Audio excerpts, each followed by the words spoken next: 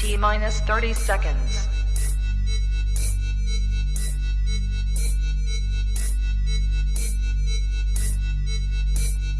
T-minus 20 seconds.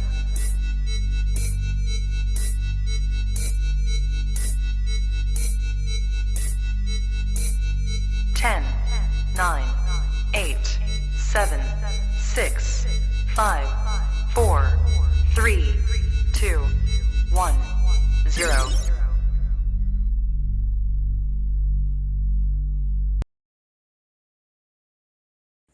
Good. You ready for do more in the future? Trap Talk podcasts? Yes. Man. Only Trap Talk. Exclusive. Yes. Exclusive. Oh. So stop calling us. Rub the spot, get the club to pop. When I come up with the crop, gotta love it or not. I'm hot from the hop to the rub the spot, get the club to pop. When I come up with the rub the spot, get the club to pop. When I come up with the rub the spot, get the club to pop.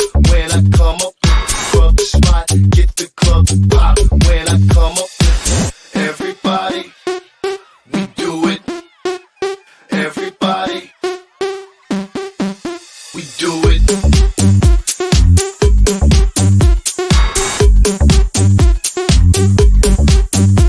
Do it. Do it.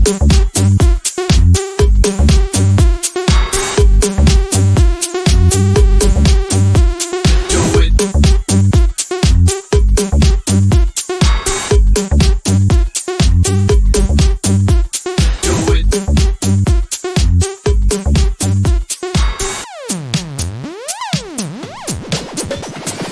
Rub the spot, get the club to pop. When I come up with the rub the spot, get the club to pop. When I come up with the rub the spot, get the club to pop. When I come up with the rub the spot, get the club to pop. When I come up with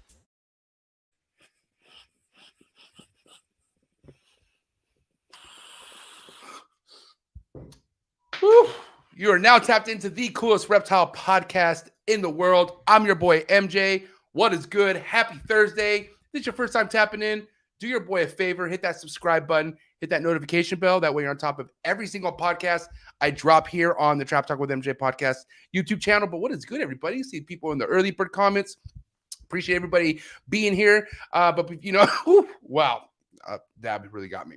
But you guys know how we start things here on this podcast. For the freshest, bestest rodents delivered to your doorstep, Cold Blooded Cafe is your jam. $30 flat rate shipping, day one pinks to the mammoth rats. They're the best. Shout out to John and Alex over at Sim Container. If you got eggs, put them inside of a Sim box. You can thank me later. Big work going over there at Sim Container. Shout out to John and Alex. Shout out to Steven and Ashley over at Focus Cube Habitats, building amazing PVC built enclosures. Go check them out on Instagram. Go check out their website. Definitely have a lot of amazing stuff going on in Flex in Texas all day, every day. And then shout out to Jesse, the #1 stainless steel racks made out of the United States. Freedom Breeder, baby. If you got Freedom Breeder racks, you already know where it's at, man. Shout out to my boy Miguel, always evolving pythons. One of the biggest hitters in the ball python game. So if you're in the ball pythons, you're not following him, this is a guy you need to start following. Also really highly sick when it comes to YouTube, his YouTube channel and whatnot. So make sure you go give him a follow on YouTube as well. Always evolving pythons on YouTube. Appreciate your support, big dog.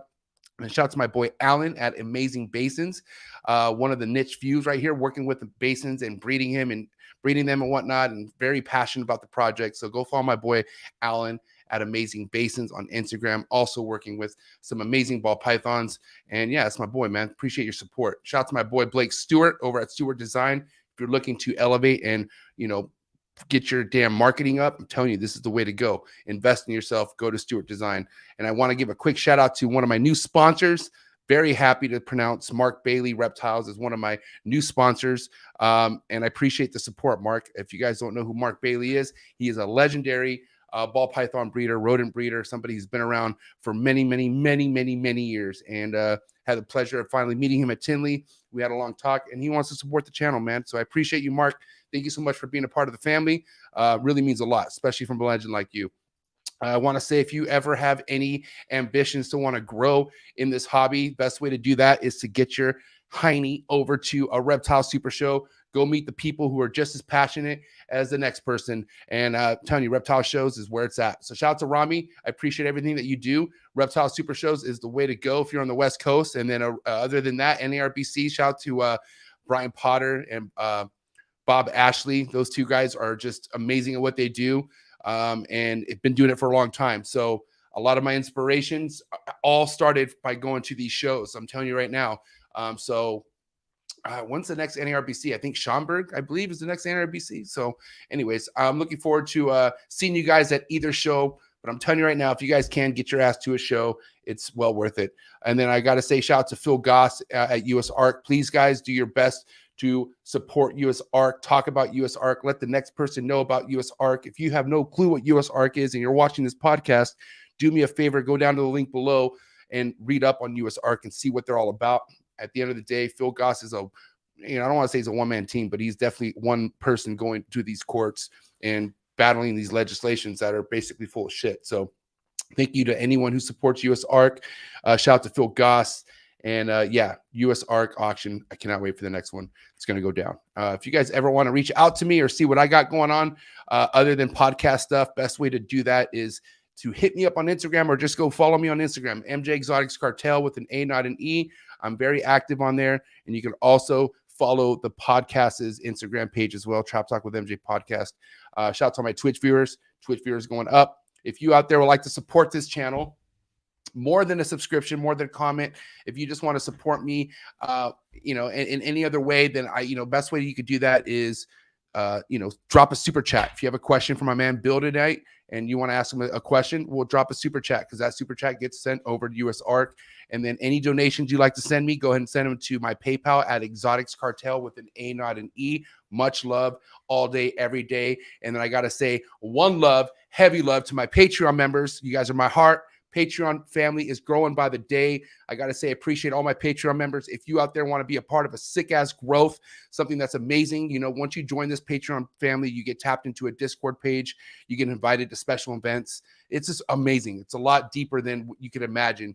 And if you want to get more out of this hobby, if you want to get more out of this podcast, then you definitely want to go down to the link below and come join the Trap family, man. The Trap Talk Patreon family is booming, and I cannot wait to tap in with you guys this coming Sunday. Appreciate all the love and support. And yes, I am excited for tonight's podcast. Who is here, though? I know there's some other people excited for tonight, too, because we have somebody heavy coming on. What's up, Hector? Thanks for tapping in. Third Eye Pythons. Yeah, I can't wait for this one either, man. Thanks for being here. The homegirl Chantel, what is good? Pacific Rim Serpents, Trap Talk family member all day, every day. Julio Fulio, what is good, player? Trap Talk family member all day, every day. Rainy Day Reptiles. Thanks for tapping in. The big homie Mike. OG Trap Patreon family member right here. 1776 Exotics. Thanks for being here. Norway in the building. What's up? Thanks for being here, player. Wise Guy. Thanks for being here. Wes Carter. What is good, player? Thanks for being here. The general in the building. I salute you, sir. Thank you for being here. Big Dog in the building. Trap Talk family member all day, every day. Jay the barber in the building. Trap Talk family member for sure. John Wilcox. What is good? The big homie John Wilcox in the building. What? Matthew Summers. What's up, Matthew? Thanks for being here, buddy. Means a lot. Go get my boy Matthew Summers a follow. Oh, look who it is. Ian. Oh, my. Whoa. Ian Bessel. Hold up. This guy. Okay. This is fucking funny. This is funny. Ian never pops up on my shows. Ever. And, if it's one thing about Ian, he likes getting his hands on the hardest things to get your hands on. And this is, I'm not going to say it's the highlight of our conversation with this guy, but this guy that we're talking to tonight has the shit that Ian is just like out for. And I wonder why he's here on this show tonight. That's very suspect. But hey, Ian, honestly, this means a lot. I do look up to Ian in a lot of ways. So S&J Reptiles, ladies and gentlemen, thanks for being here, Ian. I'm just giving you shit. That's my boy. TriStar Morphs, thanks for being here. Aurelio, what is good? Thanks for being here. Ryan Hellender, what is good? Thanks for being here. Hannah Banana, what is good, homegirl? Thanks for being here. Trap Talk family member all day. Jacob, what is good? Trap Talk family member all day. John Smith, what is good? Let's see. Oh, Dylan, what's up, D? Thanks for being here. Gene Poole, and he's Trap Talk family member for sure. Gene Poole Exotics, what is good? Thanks for being here. Bry, what is up, Bry? Thanks for tapping in, and we'll end it on Bry. All right. Many reasons why I'm excited for tonight, just because, I will tell you, this gentleman here goes back to a list of breeders I wanted to bring on when I very first started a podcast pre-Trap Talk. This is when I had Forrest, when Forrest was still with us. and we would like kind of sit down and we would make a list on who we want to have on. And damn right, man, Bill Hughes, definitely one of those guys on that list back then that I really wanted to have on. But from what I understand, Bill's a low-key guy. So I'm excited that he's here tonight. Either way, I hit him up. He agreed to do it, and he's tapping in from fucking Nevada. I'm pretty sure Vegas, because I know he's repping Raiders right now all day, every day. But here he is, Bill Hughes in the building. What's up, Bill? I'm actually in Montana. Montana? Wait, so you're not in Nevada? You were in Vegas at one point, right? No, I live there. I'm just helping my brother-in-law and my sister-in-law move. Oh, that's right. So you're in Montana. So he's tapping in. Really, you saved my ass, because if I wasn't doing this right now, it'd be another load out of the U-Haul. So maybe I'll send you a commission check for saving my back. I mean, I don't want to jump the gun, but can I just get on your Sanzinia list and then we could go from there, please? My standard thing is I don't keep lists because I just think it tempts bad karma. believe. Oh, I'm glad you mentioned that.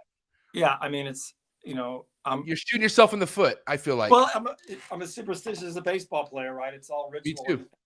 Can't capture chickens before they hatch, and when we get deeper into Sanzinia, everything I've thought as far as cycling and breeding were like fixed signs. Everything's good to go. The next year they do something completely different. Right. So it's like I've been, I think, 12 or 15 years with Sanzinia, and I learn something new every year. There are, I always say to everybody, if you wanted to keep a collection of static objects, deal with Matchbox cars. This isn't that. But I appreciate the props, and it's kind of cool to see the people that are interested in listening.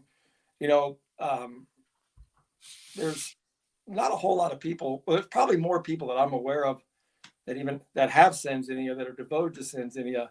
Right. And it just seems like the last 3-5 years, they've just exploded in awareness. And, I think people would argue with you when you call me a low-key guy. I do like to post pictures, and I'll help anybody that asks me. But really, at the end of the day, all I can share is what's worked for me. Now, when I say low key, Bill, I'm talking about my community of like ball python people, the newcomers. You're definitely active on Facebook. I could see. Yeah. I'm talking about the Instagram world. You don't do much on Instagram though, right? No. See, that's the new wave, Bill. We need people like you on Instagram. I'm telling you. Hopefully this might change. We'll see. I like to take pictures. Just dating back to when I was a kid, I was always, oh, that's my weird brother Billy that likes snakes, and it was almost like the worst kept secret of the family. He's that weird kid on the street that keeps snakes in the garage, right? And all of a sudden, social media opened up, and you find out that there's just a wealth of people that are just like you. So I don't share pictures and stuff to say, look what I have that you don't. It's just because I'm just excited. I just get geeked when I do something happens that's really, really cool. I just want to share it. But Bill, excuse me, sorry, Billy. Bill, I mean, biggest excitement on why I'm glad you're on the show is because I've been following you ever since I even started getting to a boreal snake. So I want to say late 2016, 17, I've been following you. Okay. And it excited me how you worked with this stuff before it even got as popular as it is. You know what I'm saying? But total obscurity. Right. But I'm curious is like how this stumbled even into your lap to begin with. I know you said about 15 years ago, but how did you even come across a species like this and begin to work with it? I was thinking about that in anticipation of this question coming up. And I was thinking back, and I want to say there was a really old Reptiles and Amphibian magazine article about them, but I may have known about them before that. But I've always been drawn towards stuff that has a reputation of being difficult to breed in captivity. That's always been like a challenge. Like, okay, I got to try that. Right. And I bought my first Sanzinia off of kingsnake.com. Wow. On payments, because I was so broke that this guy agreed to let me pay them off over, I forget how many months it was. Right. And I was a single dad at the time with a 6-year-old and an 18-month-old that I had full custody of. So it puts a capital B on broke. And this guy was really patient with me. And the first ones I got were Westerns. And it was quite a few years later that I came across some Easterns available. It was from my dear friend, R.I.P. Ken Foose from Exotic Pets. I heard about Ken Passed away Foose. a Yeah, year or two ago on us. He owned Exotic Pets in Las Vegas. right. Really, really, really good snake guy. He's forgotten more About snakes than 2 years ago or so, about a year Yeah. ago.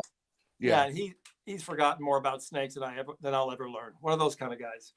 And I got my first pair of Easterns from him. And then it's just been through. I've actually found some on Craigslist of all places over the years. Wow. And then trading. You know what? There's a core group of us that are devotees to Sanzinia. That, you know, there's the doors have been closed on new blood for a lot of years. You know, and it saddens us all to think of how many animals have just died of old age, having never been bred. Right. So every one of them is just precious. I mean, Right. forget about the price. It's just the I'm at a loss for words. The singularity of every animal is so.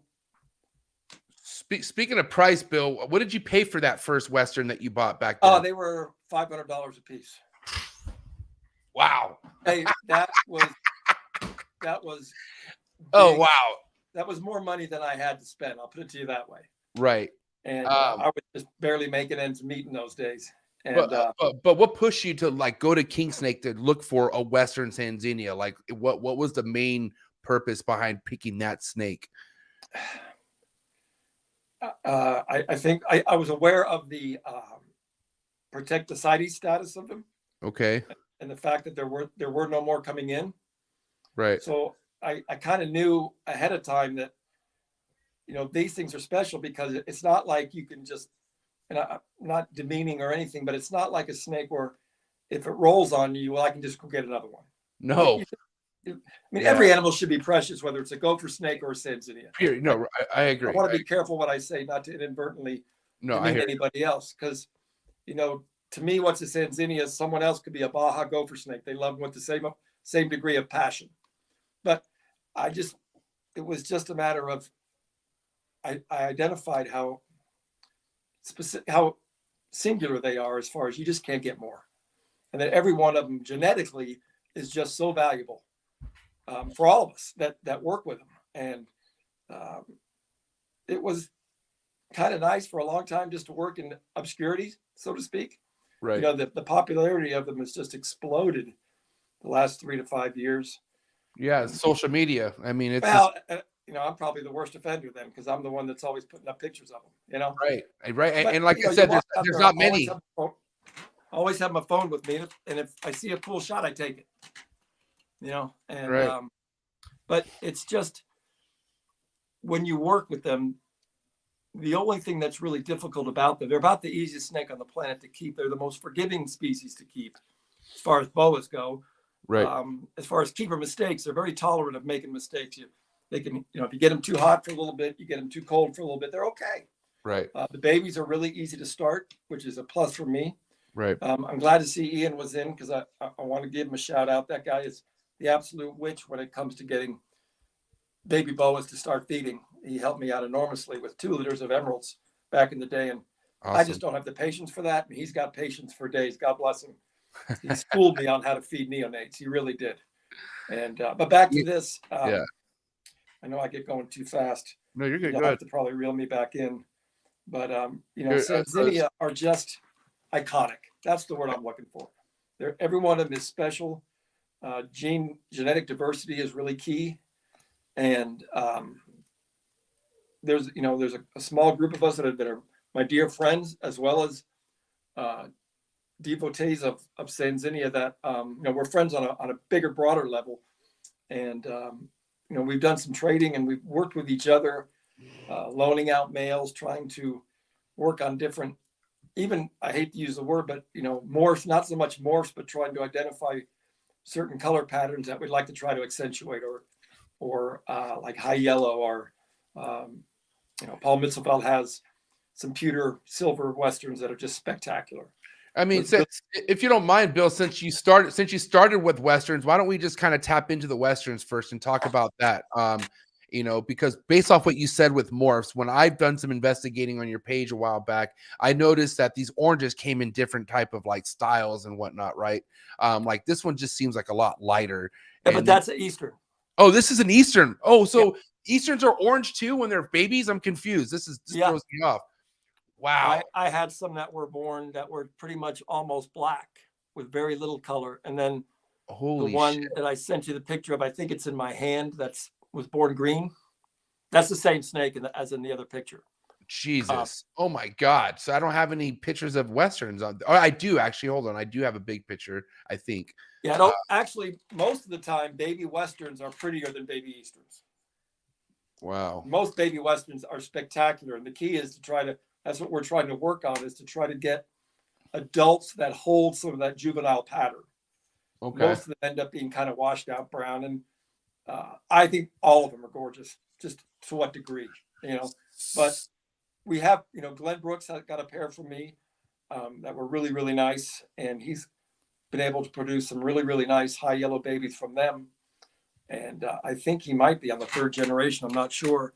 And I've got one that's gravid now, a Western that I bred back to her father that sired all the yellow animals. And it's going to be really interesting to see what pops, fingers crossed, come June or July with this female. So what year, as far as, when it came to you breeding the Westerns, I mean, you initially got the Westerns in what year? Can you remind me what year that was? No. Like a circa around what era? Like what like era? 15 years ago. 15-ish years. Okay. And so do you know how soon after you got them, you paired them up and started breeding them? The next year. Wow. I got a litter of 4 the next year. Wow. Okay, great. And but I didn't know as many people, but a really close friend of mine was actually in my wedding, was named Dr. Rick Staub, just a brilliant guy in the Bay Area, and lives in Davis. And he was at the time breeding a lot of boas. And I tend to be more emotional and more ADHD, and he's very pragmatic and just very analytical and clinical in how he looks at things. Right. But basically, he was telling me how he was breeding his boas, and looking at I did a lot of research into the weather patterns of Madagascar, right. And I had an inkling that they needed to get cold, and just turns out that Vegas winters are really conducive for cycling Sanzinia. Because there's a big drop. There's a big drop where you're at. And there's a big drop in Madagascar in the winter too, from day to night. So really, I just, through trial and error, and everyone's got it. And every year is not exactly the same either, because I'm relying on Mother Nature. Okay. Right. I have an unheated, unair conditioned building that I move all my breeders to, depending upon what time of year, usually around October. Sometimes it's been as late as Thanksgiving. But what I'm ending up wanting is progressively long, and I manipulate the clock too. So I want longer, colder nights followed by briefer, warm days. And even during the day, the warm-up period of the day is reduced as well, if that makes any sense. Right.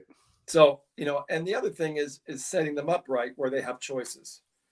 I'm a big believer in that with anything I keep, that, you need to have adequate space for the snake to tell you what it wants, as opposed to dictating to the snake what you think it wants. So, all my adults are in 4 foot wide cages. They're 4 foot by like 2 foot by 30 some odd inches tall. And there's just a 12 by 12 basking shelf underneath the heat panel with a probe on it. And that's how I govern all the snakes. So I want them to get down into the mid 50s in the wintertime for at least a good 3-4 weeks. They still have the warm up during the day, but and then I've learned, like 2 years ago, and I'm getting ahead of myself. I know 1 year I didn't get any babies because they stopped copulating, and I thought they were done, and I pulled them. I pulled the males, and in hindsight, I pulled them too early. Right, which happens. Because 2 years ago, I got litters with greens and mandarins, but I kept putting the males back in, and it turns out the greens, the Easterns, I'm trying to think now, they just took the months of December and January off and started back up again big time in February. Wow. Yeah. So, I mean, it's like I said, just as soon as you think you got them figured out, they throw you a curveball. Right. And then the next thing is, and this is where I'm right now, and my friends would tell you, I drive them insane, it's the uncertainties of did all these pairings take, and what I go by, I travel all the time for work. I'm usually gone 3 to 4 nights a week, almost every week. Not so much now that I'm fixing to retire, but I've never witnessed an ovulation in a Sanzinia in my life. I've never been home to witness one. I've seen pictures of them, so I kind of know what to be on the lookout for, but I've never witnessed one. Wow. So what I go for is that post-ovulation shed, and typically, if they are gravid after that post-ovulation shed, I think I sent you some contrast pictures. They emerge from that post-ovulation shed like 10 times. They don't even look like the same snake. They're so dark. I mean, my Eastern female was almost just like indigo black. You could barely see any pattern to her. And I will tell people now, the sad thing about breeding Sanzinia is the females, after they've had their first litter, will never be as pretty again as they were before they got pregnant. And they just coloration just changes, or what happens? Yeah, it's a lot more muted. It's a lot more muted. And so your virgin females, no pun intended, I mean, the ones before they breed are spectacular, and they're still gorgeous.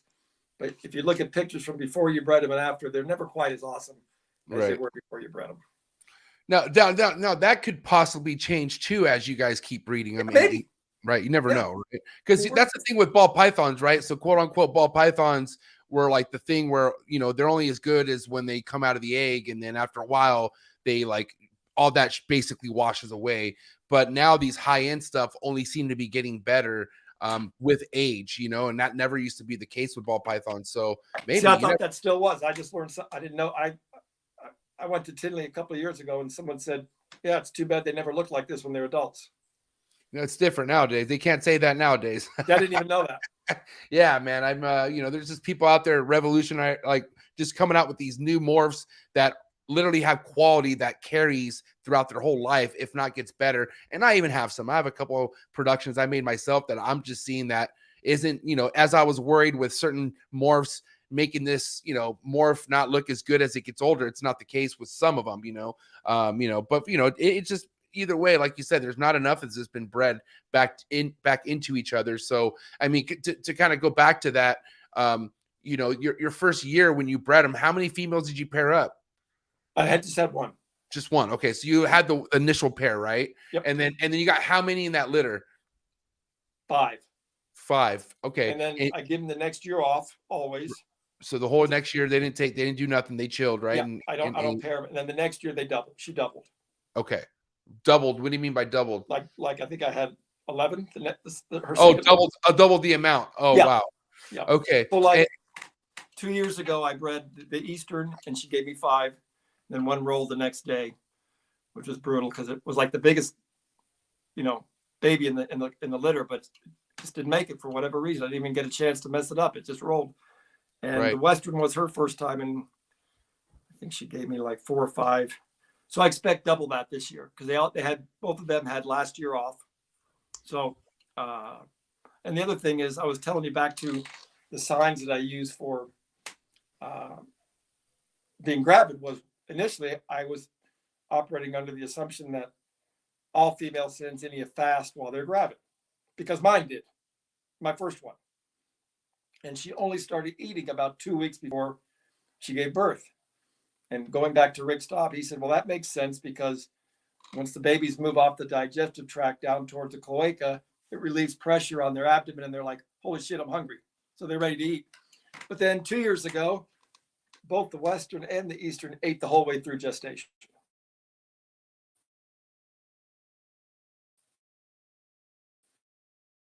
So, meaning like you never stop feeding them? Oh, we have a bad connection here. You might need to exit out there, Bill. Damn, Bill's connection went bad as I'm loading a dab. Watch, I'm gonna make this easier. Got to kick you, Bill. Come back in. What is good, everybody? This is an epic podcast. Don't mind me. I'm just doing a dab. But yeah, if you're just now tuning in, do me a favor, hit that like button. Bill be right back. Just a little reset, and I'm about to smoke. But yeah, man, hope everyone's having a great night so far, man. Shit, about to smoke this dab. You guys liking the info on Sanzinias? I'm loving it. This is great.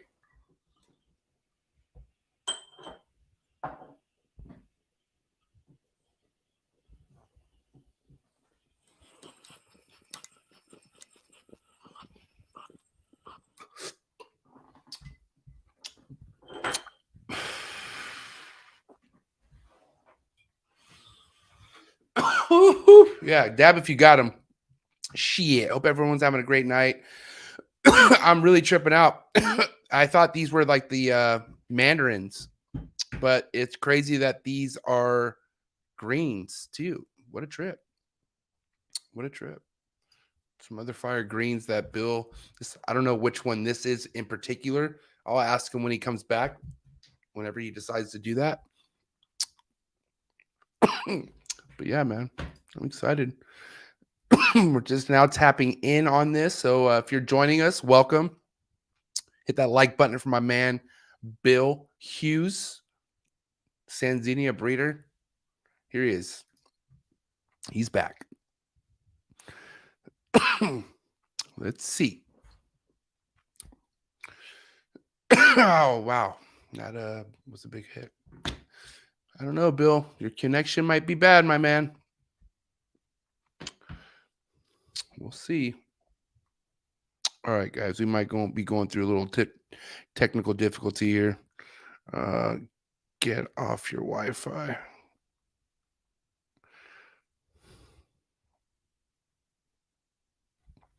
Damn. Well, I guess we're here. Yeah, hit that like button. Shit. What's up, Triple G? Thanks for being here. Big homie in the building. Hydrovision. Oh, I see. I understand how that is now. Hydrovision. That is sick. I like that. Good shit. Thanks for being here. You know, Montana. I should have known. Montana does not have good reception at all. MJ with the tight trim. I need a cut. Yeah, bro. Got to stay fresh. Actually, I had a podcast on someone. I had an episode on someone else's podcast. I don't want to spill the beans, but yeah, it was really awesome. I'm excited. I think it comes out next week, so stand by. But yeah, man. Hopefully, here he is. Here he is. I went to my phone. Sorry about that, guys. You're good. Can you hear me? I can. All right, cool. Awesome. So I guess I was talking about feeding during gestation. Yeah. So it's like, that's why people ask me, can I get on your list? Well, I can't really make a list because I'm never cocky enough to assume I'm going to have babies. Turn your phone sideways for me, Bill. All right, hold on. Thank you. There we go. Perfect. Is that better? Yep. Okay. So why don't I shut up and let you ask me questions? No, you're good. Now, what I'm just curious because, you do hear from different people with almost any boa species that some decided to turn off, some will eat all the way through.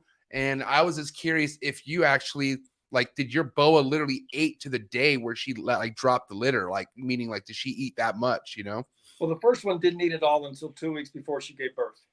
Right. And I can't tell you, looking back over that many years ago, how often I even offered her food or just assumed that she was fasting. So then again, I probably screwed that up, but she was fine. Now, I'm pretty sure that the Eastern took, based on what she looks like, even though she hasn't gone into her post-op shed yet. She's really, really dark, but she did eat, but it was like she really didn't want to. She was kind of conflicted at first, so I offered her a dead rat. She didn't want it, so I went and fed some other animals, then came back with that same rat, and she just gently grabbed the rat. If you have Sanzinia, when they're ready to eat, they're like savages. And right. Then, 2 weeks later, she didn't want to eat. So it's kind of off and on. I'll continue to offer them small rats just to see, but it's not a valid litmus test to write one off or to blow your horn thinking you got babies coming. Now, what about any food cycling? Did you do any of that? Where you gave them less food at a certain point? No, it's consistent through the whole way out. Yeah, but I don't subscribe to a regimented feeding. Certain species needs to be fed every 7 days. I'm of the opinion, that's all I have, is that, for snakes in the wild, a successful meal is a completely random event. And so I might feed every 6 weeks, then I might feed 3 weeks back, every 3 weeks back to back, just random. And they would, I have one Sanzinia that came to me that I had sold to a good dude, but it was she's over 7 feet long at 5 years old and weighed 12 pounds. Wow. Just a beast. Beast. And, you know, I've had her on a diet for 2 years and she's lost 3 pounds. So she still weighs about 9 pounds. I mean, this thing could eat a large rat, not leave a bulge. And I've been feeding her no rats bigger than the size of an adult mouse for 2 years. Wow. And even this past cycle, the males, I rotated 2 males with her, and they bred her, but not with near the enthusiasm that they did the other females. So I'm not really sure if she took again or if I have to wait yet another year. So they don't like them fat, huh? Yeah, I wasn't going to go there, but yeah. Oh, wow. You know, it's all, hey, listen, chemistry is everything. Dude, it's a real thing. I mean, I'm noticing it with some of the snakes I have. I see some males that just go to work and then, you know, all of a sudden they just want nothing to do with one female. And I'm like, what the fuck? You know, and then I just, you know. And it's, you know, I'm always of the opinion that you can never have too many males in any project. You know, when you have litters available and people want, well, they want females. Well, you know, you can't put all your eggs in one basket, because if you only have one male and he rolls, you're toast. You've lost a whole year. You've lost a whole year. And I like to combat my Sanzinia during the cycle. I think that has really, really helped. At least the years I've done it, I've had. Can you break down what combating is and how you do that for people out there? I mean, even myself, because I've never done it, so I'm curious on how that process works. Well, yeah. So it's I usually wait. So let's just say I start cycling October 1st. Okay. You know, the temperatures in Vegas are typically pretty balmy that time of year. The nights are only getting down to like maybe 72, and it's getting 88 during the day. And by the end of November, they're getting down towards 64, 65 at night. And I've got the lights cycled, so they're only getting about 8 hours of daylight, and the rest is dark and chilly. And then just randomly, when a pair starts courting, after a couple of good locks, I'll just mix in another male, but it's always chaperoned. I've never seen one bite the other. They pretty much anchor their tails, and they spur each other like crazy, which is really odd. Right. But when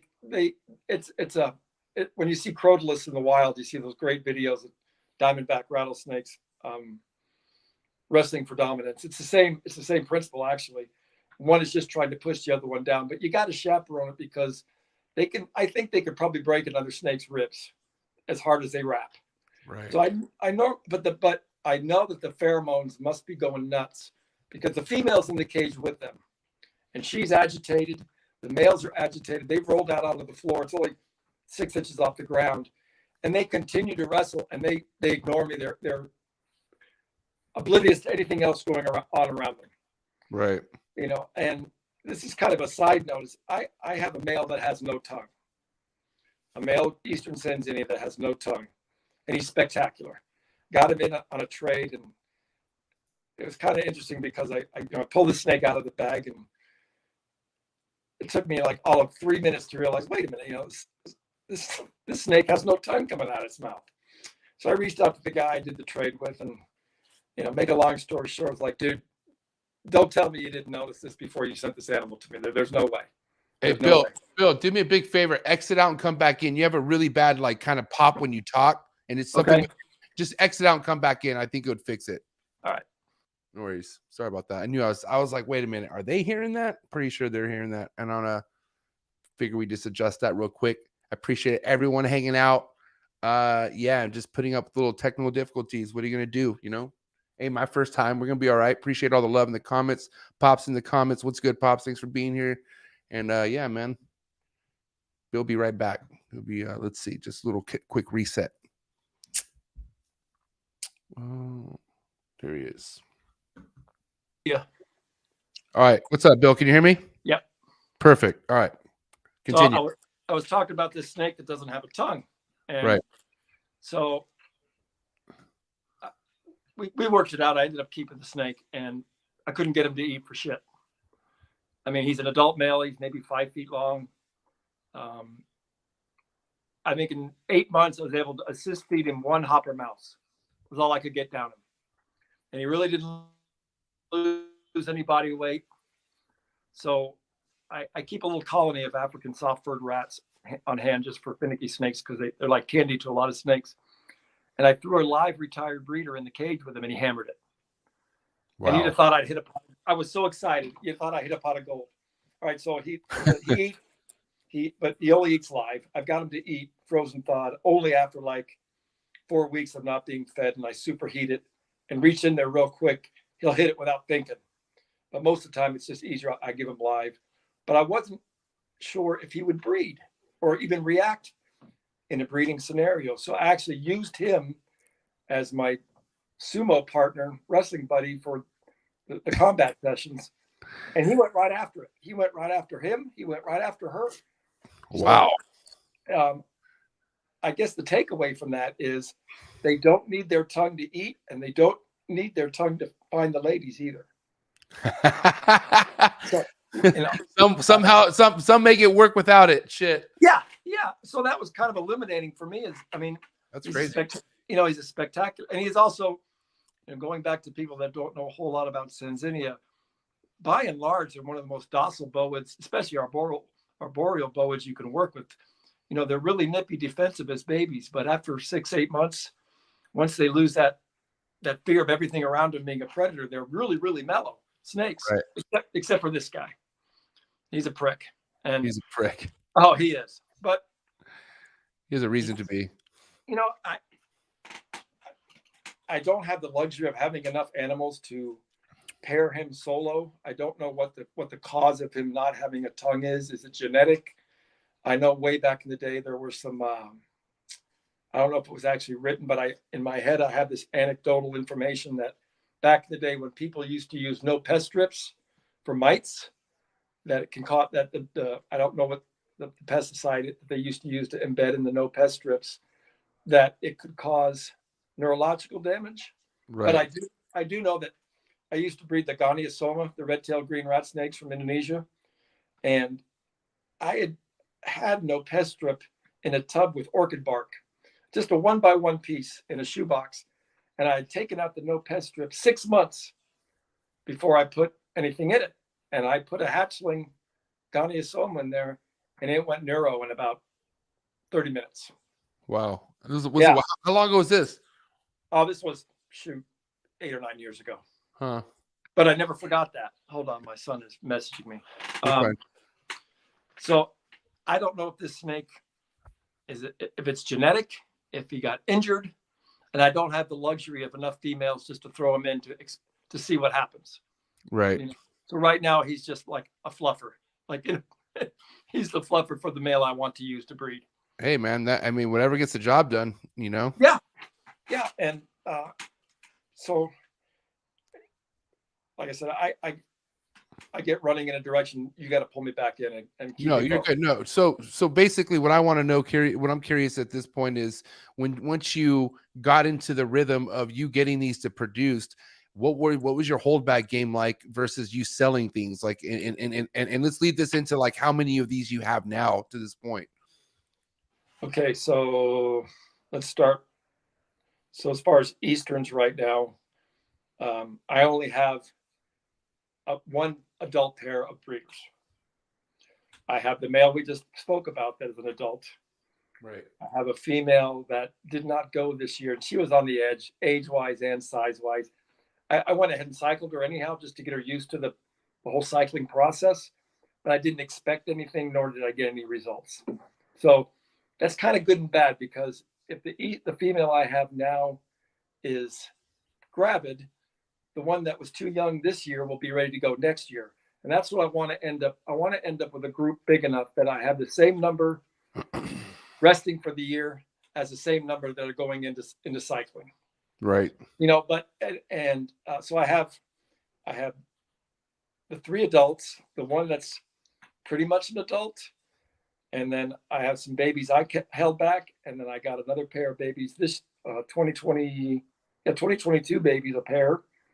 And Keith McPeak, who's a really savvy snake guy. Shout out to Keith. He made a comment on a post one time that I read that it really resonated. he said, I'm too old to dick around. I'm paraphrasing Keith. If you hear this, I'm sorry, but it was basically, he said, I'm too old to mess around with baby snakes, you know, and I'm there too. I'm 63.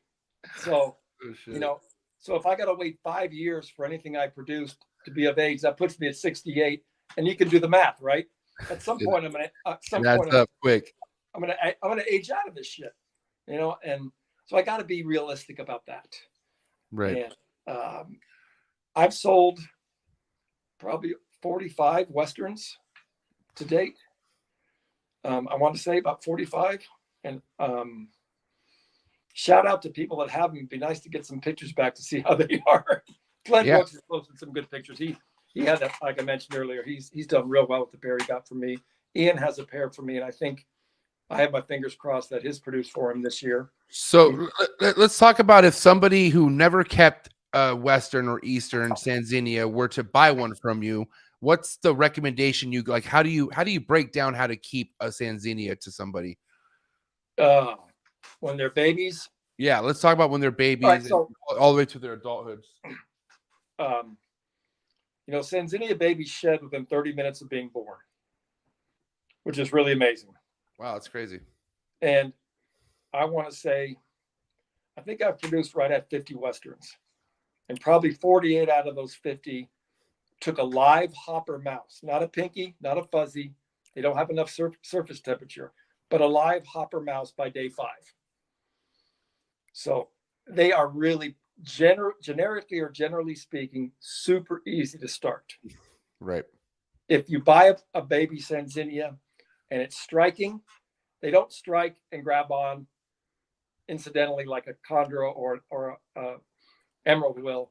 They're not even closing their mouth. Once they get into that rapid striking defensive mode, or they tuck their head and ball python on you, shut it down and leave them alone for the night. Right. Come back another day. Right.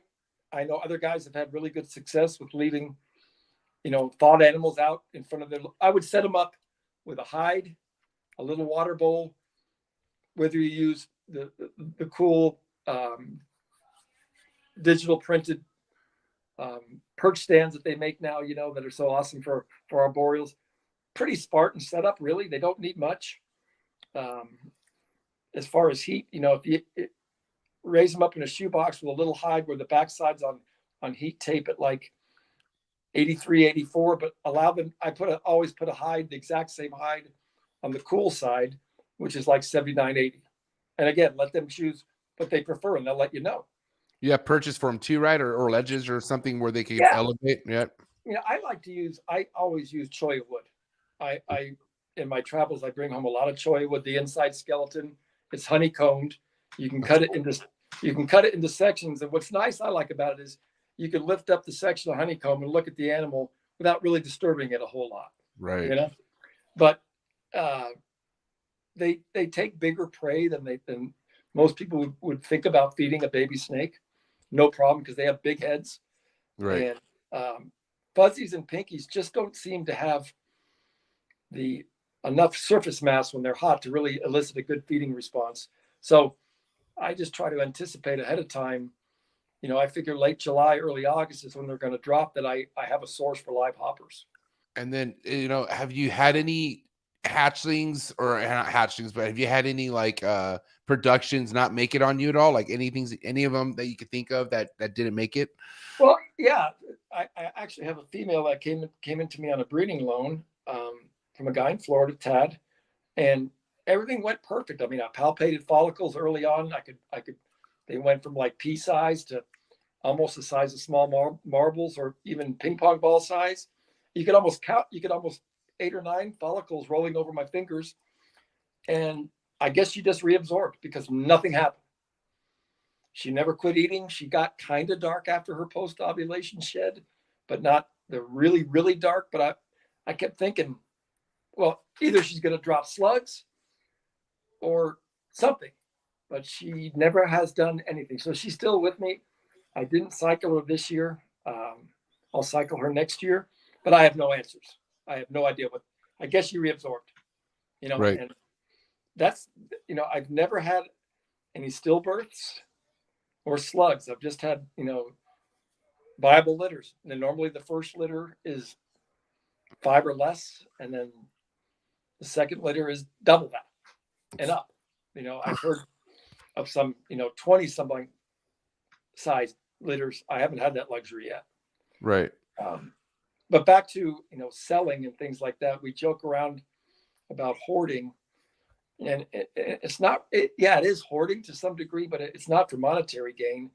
It's just my initial thing has been we're trying to help each other's groups be more diverse. Right. So I'm at the age now chronologically myself where, like I said, I'm at some point it's like, do I really need all these animals? And first 90% of my body says, hell yeah, you need all these animals. But is it realistic? So I am almost at the level where I have enough disparity in genetics and also in age where I'm comfortable to start letting them go, outside the group. But they're just so precious, They are. we're kind of guarded against, and I'm just speaking from myself, because once you let an animal go, you have no control over it. You willingly let it go, whether it's a trade or a sale. It's none of your business anymore what someone does with it. But it does, I'm not gonna lie to you, it does hurt your feelings when something you've probably to an unhealthy degree anguished over to get that production and see someone flip it.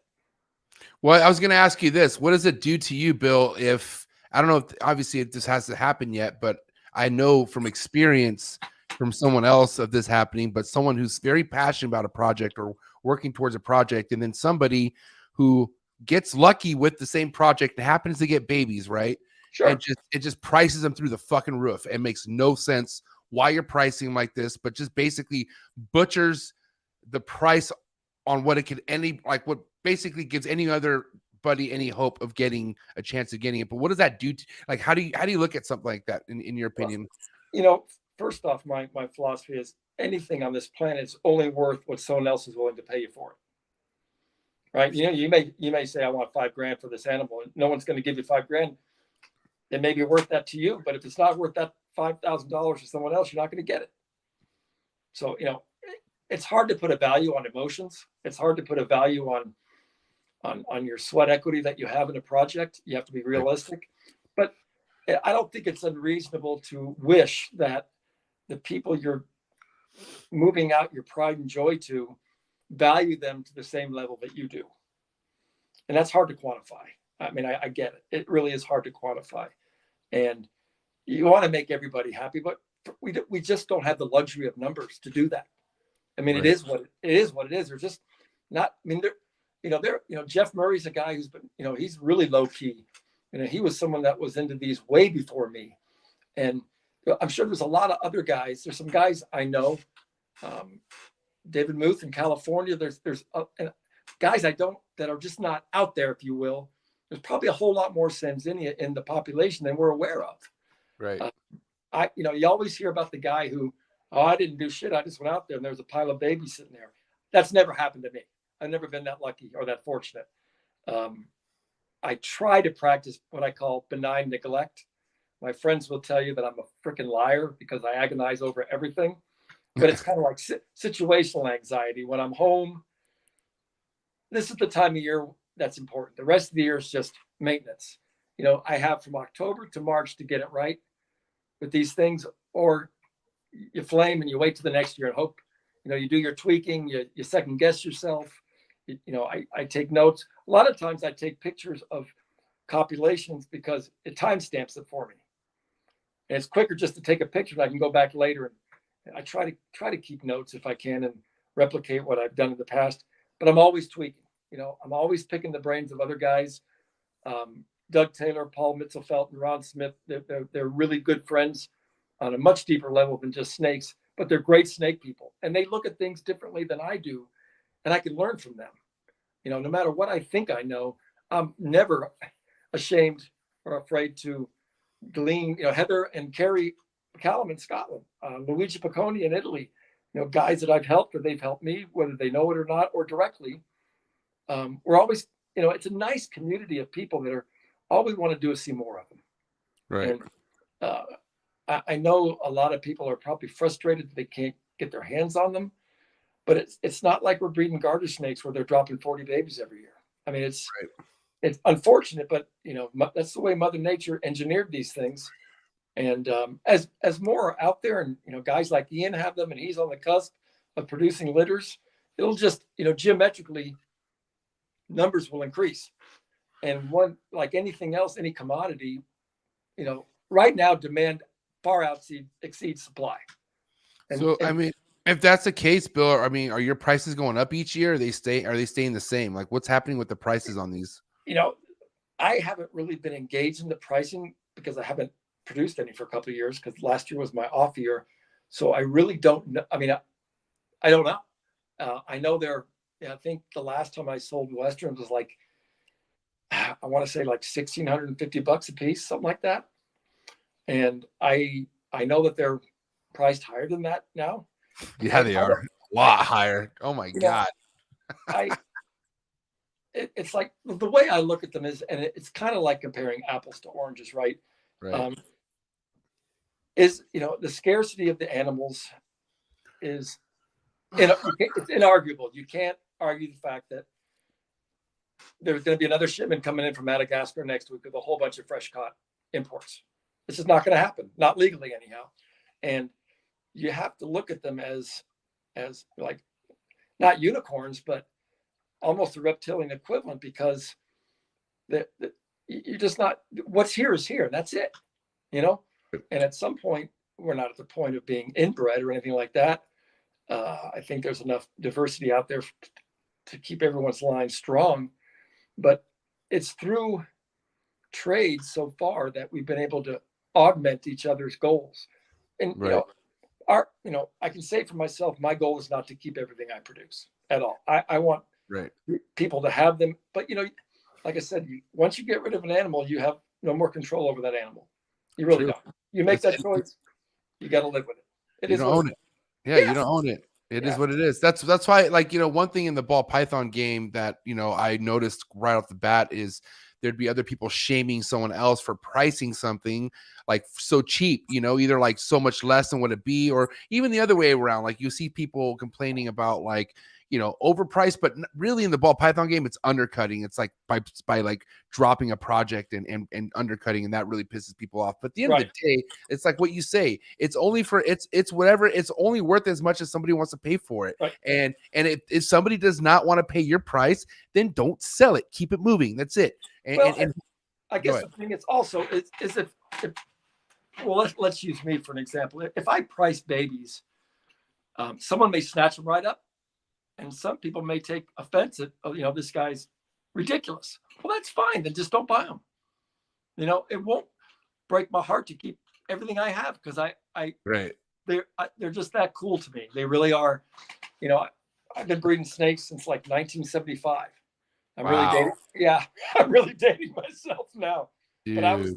But I started out in junior high in Arcadia, California, noosing lizards, feeder lizards for this old importer called Western Zoological Supply. Right. And we would noose feeding lizards, and they would give us store credit. So, I had Burmese pythons and African rocks and retics when I was 15 years old in 1975, somewhere in that area. So I've gotten to the point now where I just want to focus on these. I have a couple of smaller side projects, and, but until supply equals demand, the prices for these things are just going to be high. It's just the way it is. And I don't have a real firm grasp on where the market is right now. I know all the COVID money really blew up everything. Things I've looked for that I hadn't bothered to look for a price for a few years. All of a sudden something that was $60 is now $400. And I come away with the same visceral response, like, you're full of shit. Why? I can't believe they're asking that for that snake. And people can have that same opinion of me, but I haven't produced anything to even get into that. I'm not in that population right now. Now, July or August, that may change when I have babies, if I have babies. Right. Now, let me kind of break down as far as where you keep all these snakes. And you do have a facility that you that you kind of remanufactured into what it is, and if you could kind of break down where you keep all your snakes and whatnot. Okay, so going back when I was a single dad raising, I had 2 little boys at the time. I had a 3-car garage, and my single car part was walled. Well, I just had snakes out there. Right. And I was fortunate enough to find a woman who was willing to take on a derelict dude like me with 2 young boys and marry me and support, her opinion of my snakes. She's like, look, I don't get it, but it's important to him, so I support it. And that's all I need. But anyhow, so we walled in the 3rd car part of the garage, and that's where I had my collection at the time. It was quite small. And then she decided she wanted to move. And I only had 3 conditions. I said, I want to live in the northwest part of Vegas because that's the only part of the city I know. And I didn't tell you, when I lived in Arcadia, California, my parents jerked me to Oklahoma for my senior year of high school, which was brutal. So at that time, our youngest was going to be a senior. And I said, I want to stay in that part of town. I want him to graduate from the same high school he was in because I'm not going to make him go through what I did. And I need a place for my animals. Right. Whether it's the garage or an outbuilding. Those are the only 3 conditions I had for moving. And turns out the house that we bought had 2 storage containers out back, a 40-footer and a 20-footer. So I sent you those pictures if you want to pop up. Yeah, let me hop this up real quick. Go ahead. You could talk more while you're talking more about it. Well, they're the metal Connex storage containers, and you can't walk through them. They're in line. So I started doing some pricing on how do I make these things habitable, a metal building safe for snakes in the Las Vegas summers. Right. Did some research, and there's a system called EFIS, EFIS, external foam insulation system. And long story short, the building already had electricity and water. What they do is they wrap the building in 3 inches of styrofoam sheeting. Right. And they put a mesh over that. And they put 3 inches of an epoxy-based stucco, not a concrete-based stucco, but an epoxy-based stucco. Gives it a little flex. It's what they use on the strip in the high-rise buildings for when buildings are bending in the wind. You really can't have a concrete-based stucco cracking and chipping on the people down below. So right. Then they put a roof on it, and I went cheap. The guy asked me at the time if I wanted to put insulating in the roof, and it was like an extra $400, and I went no. Well, that was a big mistake. So turns out my son and I had to go in there in July and army crawl, because it's only a 3-inch roof, all the way to the back with 2 rolls of insulation at a time, and then work our way back out. And it dropped the temperature in the building by like 15 degrees within an hour because my power. Oh, and then going back to it. So then I connected a mini split HVA system to it, the ductless mini split, air conditioning and heating. And I have a modem out there because you can't get a Wi-Fi through a metal building. Then I have a Wi-Fi thermostat that I control from my phone. So when I'm going, so this was it right here before you even done anything to it, right? That. Yep. And so then in the foreground is that's my cycling building. Right. Okay. That has no heat or air, and that's how they wrapped it. Yeah. All right. And then this is, I think, after, right? I mean, I can't remember how I put these in order, but that's after. Yeah. Right. Okay. All right. And then how big's that room? How long is it? So my actual snake building is 20 feet long, 8 feet wide, and 8 feet tall. Wow.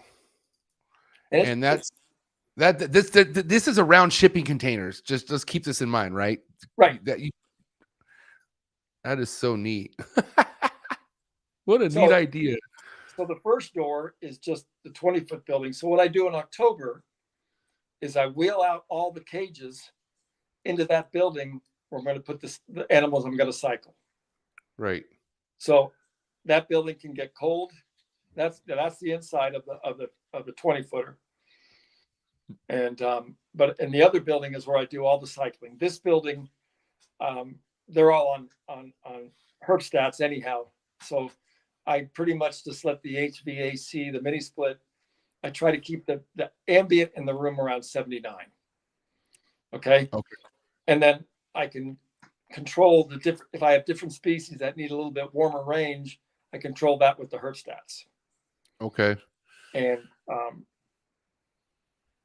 yeah, 79, 80 degrees keeps the electricity bill relatively reasonable. And then I'm curious because I know we've mainly been talking about Sanzinias, but I mean, you keep other species and you've worked and bred other species, which we haven't talked yet, like the emerald tree boas. But what are you currently working and keeping with right now, other than the Sanzinian, the Western and Eastern Sanzinias? Well, yeah, I have some Canada's, but Warren Booth. Listening to him talk about his philosophy on emeralds, he's a man. Was so simpatico with mine. You could have just photoshopped. We have the exact same philosophy, so we talk quite a bit. So I don't even to even talk about emeralds would be redundant and a waste of everyone's time, because all we need to do is watch Warren's podcast, and I concur 100%. But I have some annulateds, I have some Ruschenbergs. Nice. And then I have some oddball stuff. I have a pair of Baja rat snakes, which I absolutely adore. And they're kind of like, bro. I'm a fan of these, bro. Just so you know. Fuck. The Ruschenbergs are, I'm obsessed. They are as far as they're as bulletproof as Hortulanas are. They really are. And I mean, actually, mine are not mean at all. I can take them out and handle them. You run the risk of getting voided on. Right. And personally, I'd rather get bit than shit on any day of the week. Right. You get bit, you just wipe it off. You get voided on, you got to go burn your clothes and take a shower. And I have some Haitian boas. I'm sorry, some Jamaican boas, excuse me, that were gifted to me because you're not legally allowed to sell them. Right. And I didn't try breeding them this year. I'll try to breed those next year, and just gift the babies away, because that's what the law dictates. But the Baja rat snakes have become like the colubrid version of Sanzinia. Everybody all of a sudden wants everything Baja rat snake, and I only get 6 or 8 eggs a year, and I only have a pair, so I'll just tell everybody right now I'm keeping them all this year. Wow. I messed up last year on the incubation, and I was a little laid back with them because I'd had great success in the past, but I had about 6 days of a pretty big spike in temperatures in the building, and I wasn't home, and they all died in the egg full term. So what snake was this again? What snake died in the, what are we talking about as far as what snake and thing? I'm sorry, I missed it. And the Baja rat snakes. Okay, my bad. I was like, okay. Yeah, that was it's a 100-day incubation for those guys.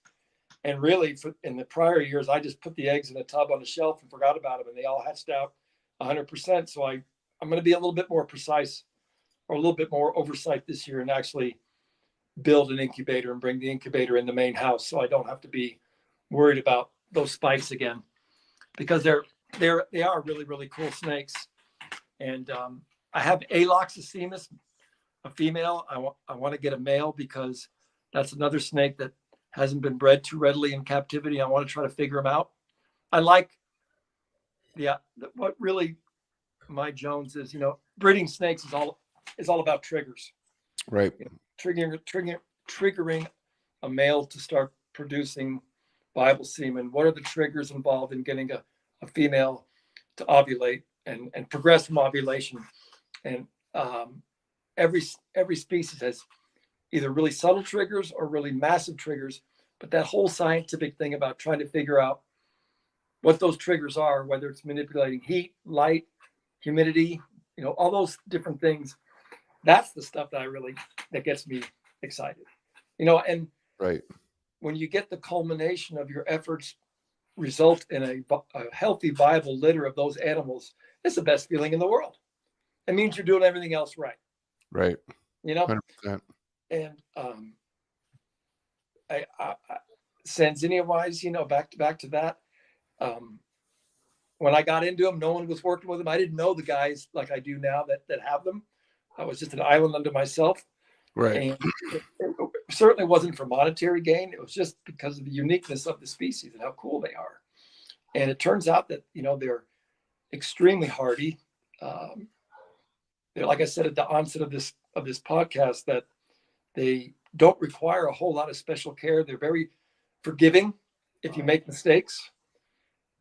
Right, which is good, because I can tell you right now, I mean, I'm blessed off all the mistakes I made in the beginning couple years. We all And I make still make mistakes, but like, I made a lot because I added a lot and I was working with a lot, but I got put through the ringer purposely based off what I was putting myself through. But I'm thankful for that, because now, at the end of the day, if you work with shit, things will die on you no matter what, no matter what's happening, and some people can't really accept that. And, there's a game you really can't really kind of carry your emotions that deep into if something like that happens, like, it's devastating. It is devastating. And, I want to ask you this too, Bill, because, based off your experience, even if you were to get another adult, like a long-term kept adult into your collection, what is your like protocol, or not protocol, but what's like a standard you have before you breed anything? Like, do you like to keep things established for like a certain amount of time before you attempt to breed them? Or do you like to like, kind of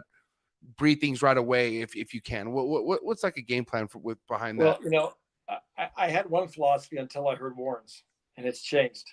Right. Mine was like 12 months. I think, were I to bring in, the nice thing about Sanzinia is I've never had one even get sick. That's cool. I mean, not even a respiratory, all those cold temperatures I've talked about earlier, I've never even had one get sick. I think one time over the last 18 years, I had one gurge on me one time and nearly lost my mind.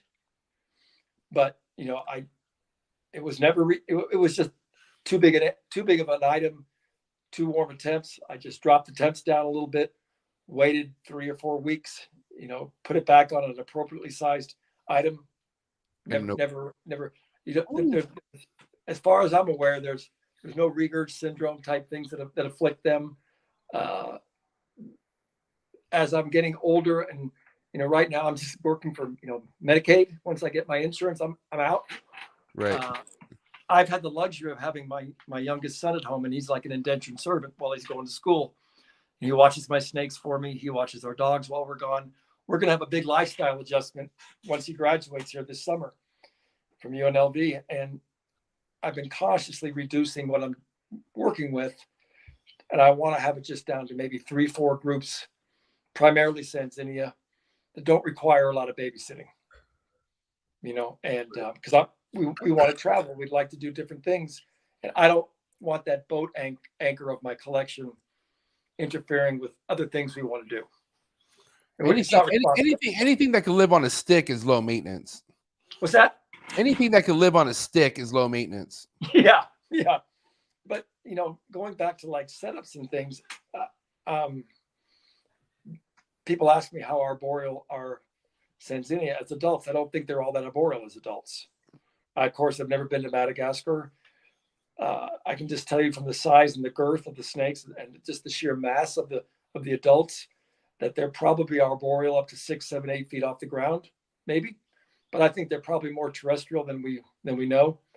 I've seen as many pictures in situ pictures in the wild of them on the ground, probably more than I have of them in the up in the trees. Like exposed on the ground, or are they like buried in leaves and shit like that? Where have you seen them? And this goes back to the post-ovulation darkening of the females. That's obviously an evolutionary adaptation to facilitate absorption of UV from the sun, right? So they shed out super dark. They can stick a coil out without exposing the entire animal to a predator and bake those babies. And then, like I find a lot of rattlesnakes will do that on the side of the road in the desert. They'll get where there's a clump on an old asphalt road, and they'll be in the shade, and they'll just stick that coil out into the sun and then pull it back in when they need to. So it seems like a preponderance of pictures of Sanzinia you see in the wild are either opaque or they're super, super dark, and they're on the ground. So I'm led to believe that they're doing the same thing that we're replicating in captivity, giving them the opportunity to get up on that basking shelf. So when they're gravid, I set the temperature on that basking shelf at about 86. Okay. The other end, the opposite end of the cage on the ground is probably 79, 78.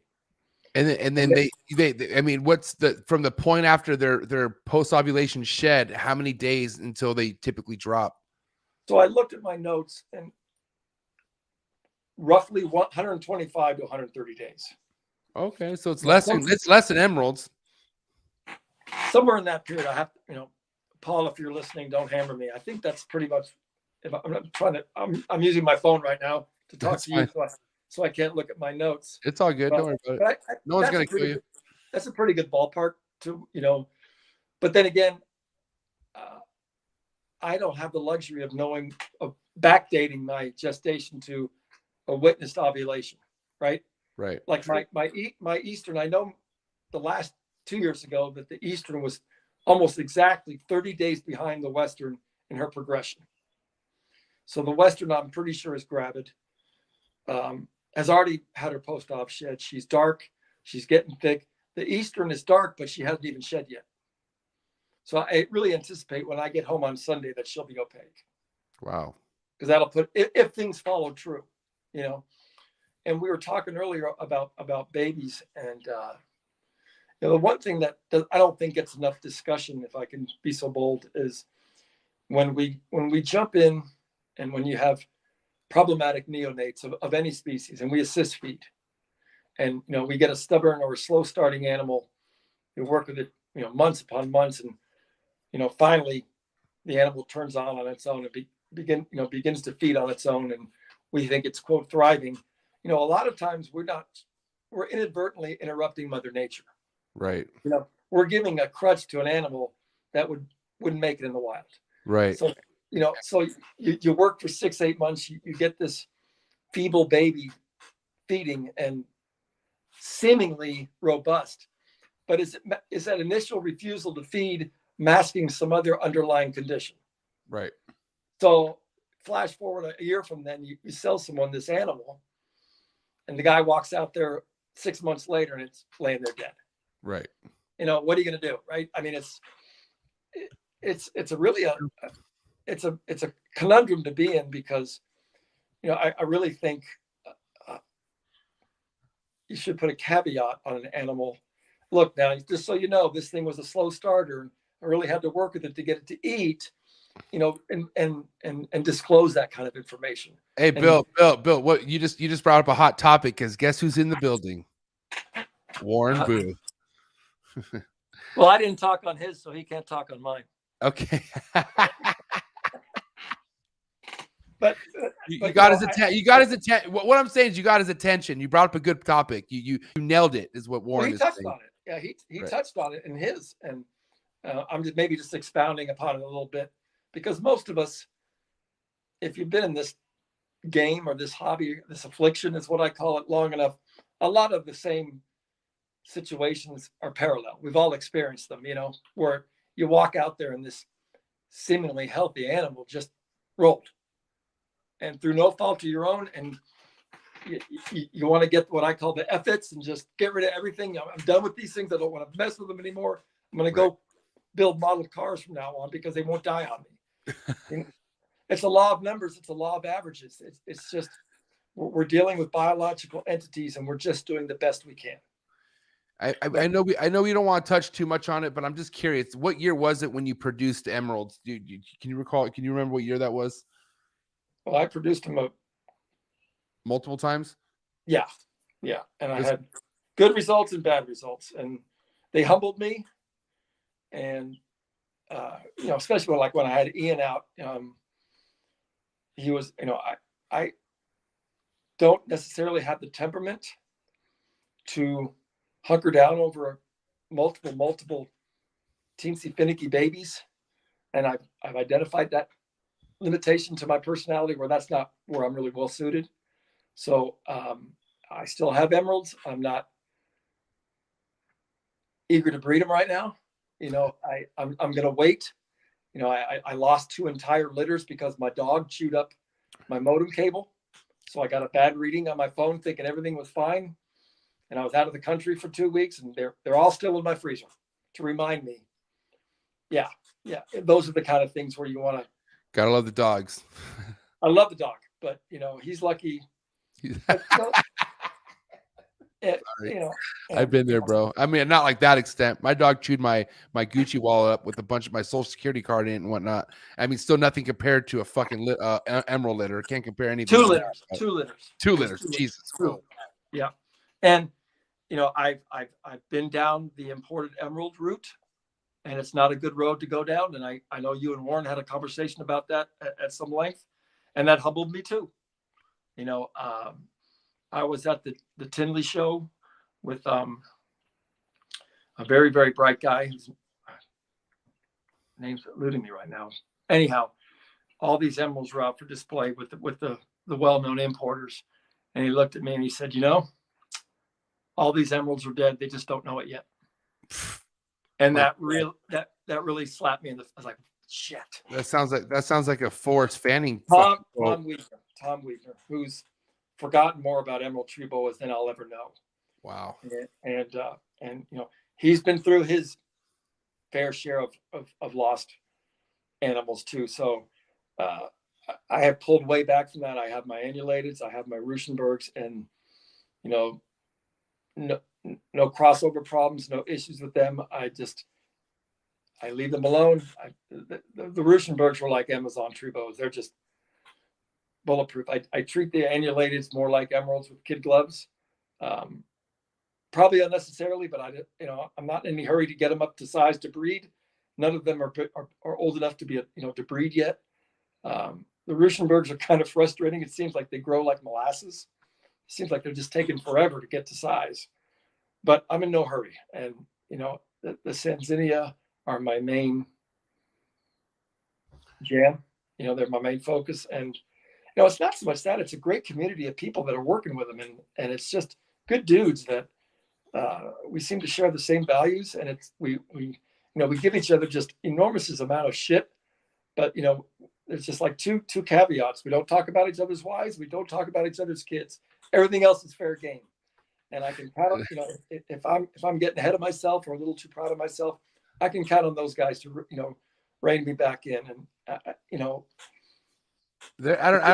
don't want to get too involved or not even like kind of touch on this too much, but I want to say that there's a crazy beef between two breeders out there, and it's all because one got the other man's wife involved, and you just don't ever do that. Once you do that, there's just no going back to that. Like, you can't cross a line like that, in my opinion. And I would honestly would never want to make up with a guy who could stoop that low or try to involve my wife into some petty shit. So I gotta say, I understand, because you understand, like I get information told to me after I have guests on. The guests even vent to me about shit, and then I hear about their side, and then I go, well, I could see why you don't want to squash this shit.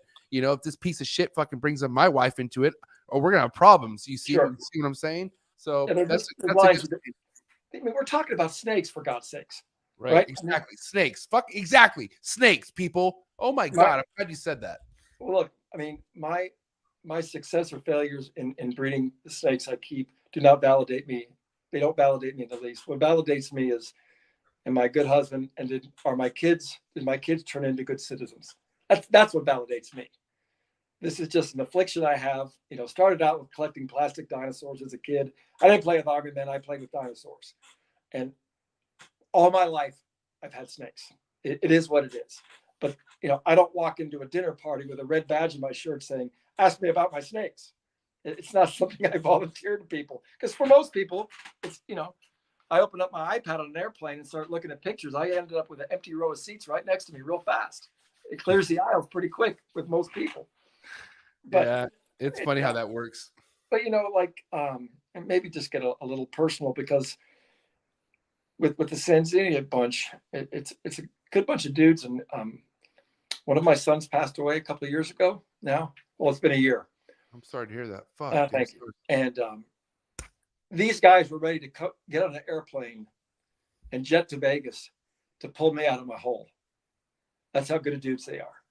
So, I mean, that's well and above and beyond our shared affinity for Sanzinia. These are guys who care about me as a human being. I say this all the time, Bill. And again, I'm sorry to hear about your son's passing. But one thing I'm in debt to these animals. It has connected me to people that I would have never met in my entire life. Absolutely. And that's my biggest gift. I feel like that's my biggest, like, I don't give a fuck about the breeding. Don't get me wrong. I would love to some of this stuff to go, but if it doesn't, the fact that I'm connecting to people like you, connecting like my boy Forrest, who had a huge passion behind what I do now, and he passed away too. Yeah. And that just blew me. I was not ready for that. So, listen, I mean, I totally just kind of feel for you on that. So it's just, I only bring that up to just, this little community that we have. I mean, there's not a whole lot of them in the population. We're still there. There's no competitive thing like, don't share your. I'll tell anybody how I do things, whether it works for you or not. That's up to you. I mean, I'll tell you what has worked for me. I'll tell you what hasn't worked for me, and maybe I can help someone with success, or I can prevent them from making the same mistakes the same roads that I went down that didn't work so well. Back in the day, I mean, I used to go to the Western Herpetological Society meetings when I was in junior high and have my mom take me there. Wow. Respect. Yeah. Damn, respect. I love hearing that. That's awesome. And I remember trading. I had caught a California mountain king snake, a Zanata, because I used to herp, in elementary school and junior high, and some old man swindled me out of that thing. And looking back, he traded me an 8-foot wild caught retic for it. Wow, what a trade. And I mean, this was the meanest snake on God's green earth. I'll tell you what. Male or female? I don't even remember. It was just mean. It was just mean. And damn. So, keeping snakes has always just been a part of my life. It's just something that I really enjoy.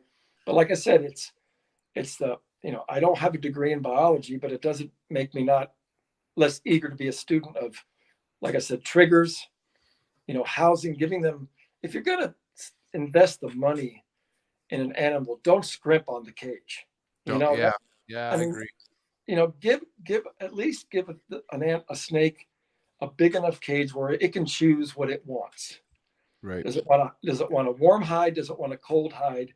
So I give them hides in the same temperature ranges or perches in different temperature ranges rather. And they tell me what they want. I set them up. You give them options. Yeah.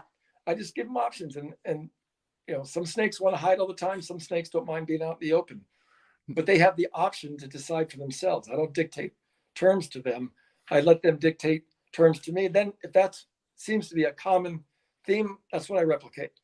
Now, Bill, I want to reel you back just a little bit because I'm somebody who is approaching a possible first year where I'm going to pair up some emeralds. Emeralds I've had under my care for the last about 4 years, really prime. But you're telling me some stuff that you rather not relive again with some emeralds, and I'm just curious, what was the biggest challenge with the emeralds? Was it just was it establishing the babies, or were the adults dying on you? Was it more like both? Okay, can we talk a little bit more about that? Like, was it like the females just dying after birth, or like what was happening? My problem was the females not fully recovering after giving birth, not like eating and not bouncing back.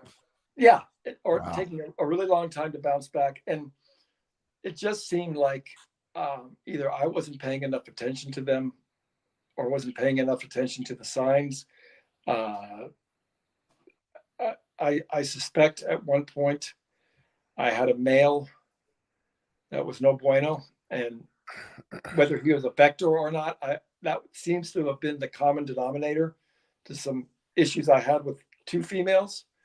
So, which have since passed, and I cut my losses in that regard. The emeralds I have now won't leave my shop because I don't trust them, and I wouldn't sell them to anyone, nor, especially listening to Warren, expose anyone else's collection to those animals. But they're holding down meals. Oh yeah. But that's so weird. That's scary. That's scary. The reason why this scares me is because I'm inquiring a group of emeralds that these are Rico Wilder productions. These are 2012, and they've never produced. And there was a female that was a part of this group that did get gravid, and almost went the distance and laid out slugs and then died right after that. And so I'm skeptical. Like I'm, like, listen, at the end of the day, I more want these snakes just to have in my room and be like, holy shit, I have Rico Wilder snakes. Wilder, my bad. Warren got me. Never mind. It's an inside thing. But anyways, in either way, but like, I'm also like wanting and tempting to carry the Miss Willie line too. You know what I mean? I would like to carry that bloodline if possible. So, I mean, but I don't know, like, I'm literally asking for fucking death. I feel like if I attempt anything as far as breeding or any of that goes, I don't know. I'm pretty terrified just because of the age of the animals, and how long they've probably been transferred around at least a handful of times from collections. So it's like, I don't know. I can tell you that emeralds humbled me, no doubt about it. I'll tell anybody that, that they probably demand a level of scrutiny that I'm just not willing to devote. Not when there's a lot more hardier species that I find equally appealing that I can devote my time to, that don't need the attention to detail that maybe I'm lacking in. I don't know, or could have just been luck of the draw. Right. But I found them very easy to breed. They weren't difficult to breed at all. Right. The cycling was the same as Sanzinia, just not as extreme as far as the coat. I mean, I let mine get down to 68. A lot of guys don't like to go that low. I didn't have any problems with that. When my annulateds and my Ruschenbergs are of age, I know Warren's in the room. I'll be talking to Warren because he's bred them a lot. I don't anticipate any issues. I'm not going to really do anything differently than I plan on doing. Again, it circles back to triggers, and the triggers for the Corrales they don't necessarily have to be as significant as do Sanzinia, Right. And so I have a pair of Hortulanas that I got a good deal on. They're the yellow ones. They're really nice. They're super hardy, and I actually had them together, and she ended up getting pregnant and just had slugs. I didn't even know that she was even remotely close enough to be mature enough to have bred. And Ian was giving me shit saying, "Oh, why'd you have them together?" And well, shit, I didn't even think. I thought they were at least 2 years away from being of size to breed. And turns out she was gravid, but she dropped slugs. So they're separated now. I'm not even going to pair them again for 2 years, and they're fine. So let me ask you this, Bill. If let's just put you in a situation where you're retired, space is not an issue. Let's say you have a room to dedicate, right? Not that you would put emeralds in it, but let's say if you were to get back into emeralds because you have the time, you have the space, money, whatever, would you keep them in the same room as Sanzinia and the Russian Eye again, or would you just keep them separate in their own little like thing? What would you do with that? I would only buy captive bred from someone I trusted. Right.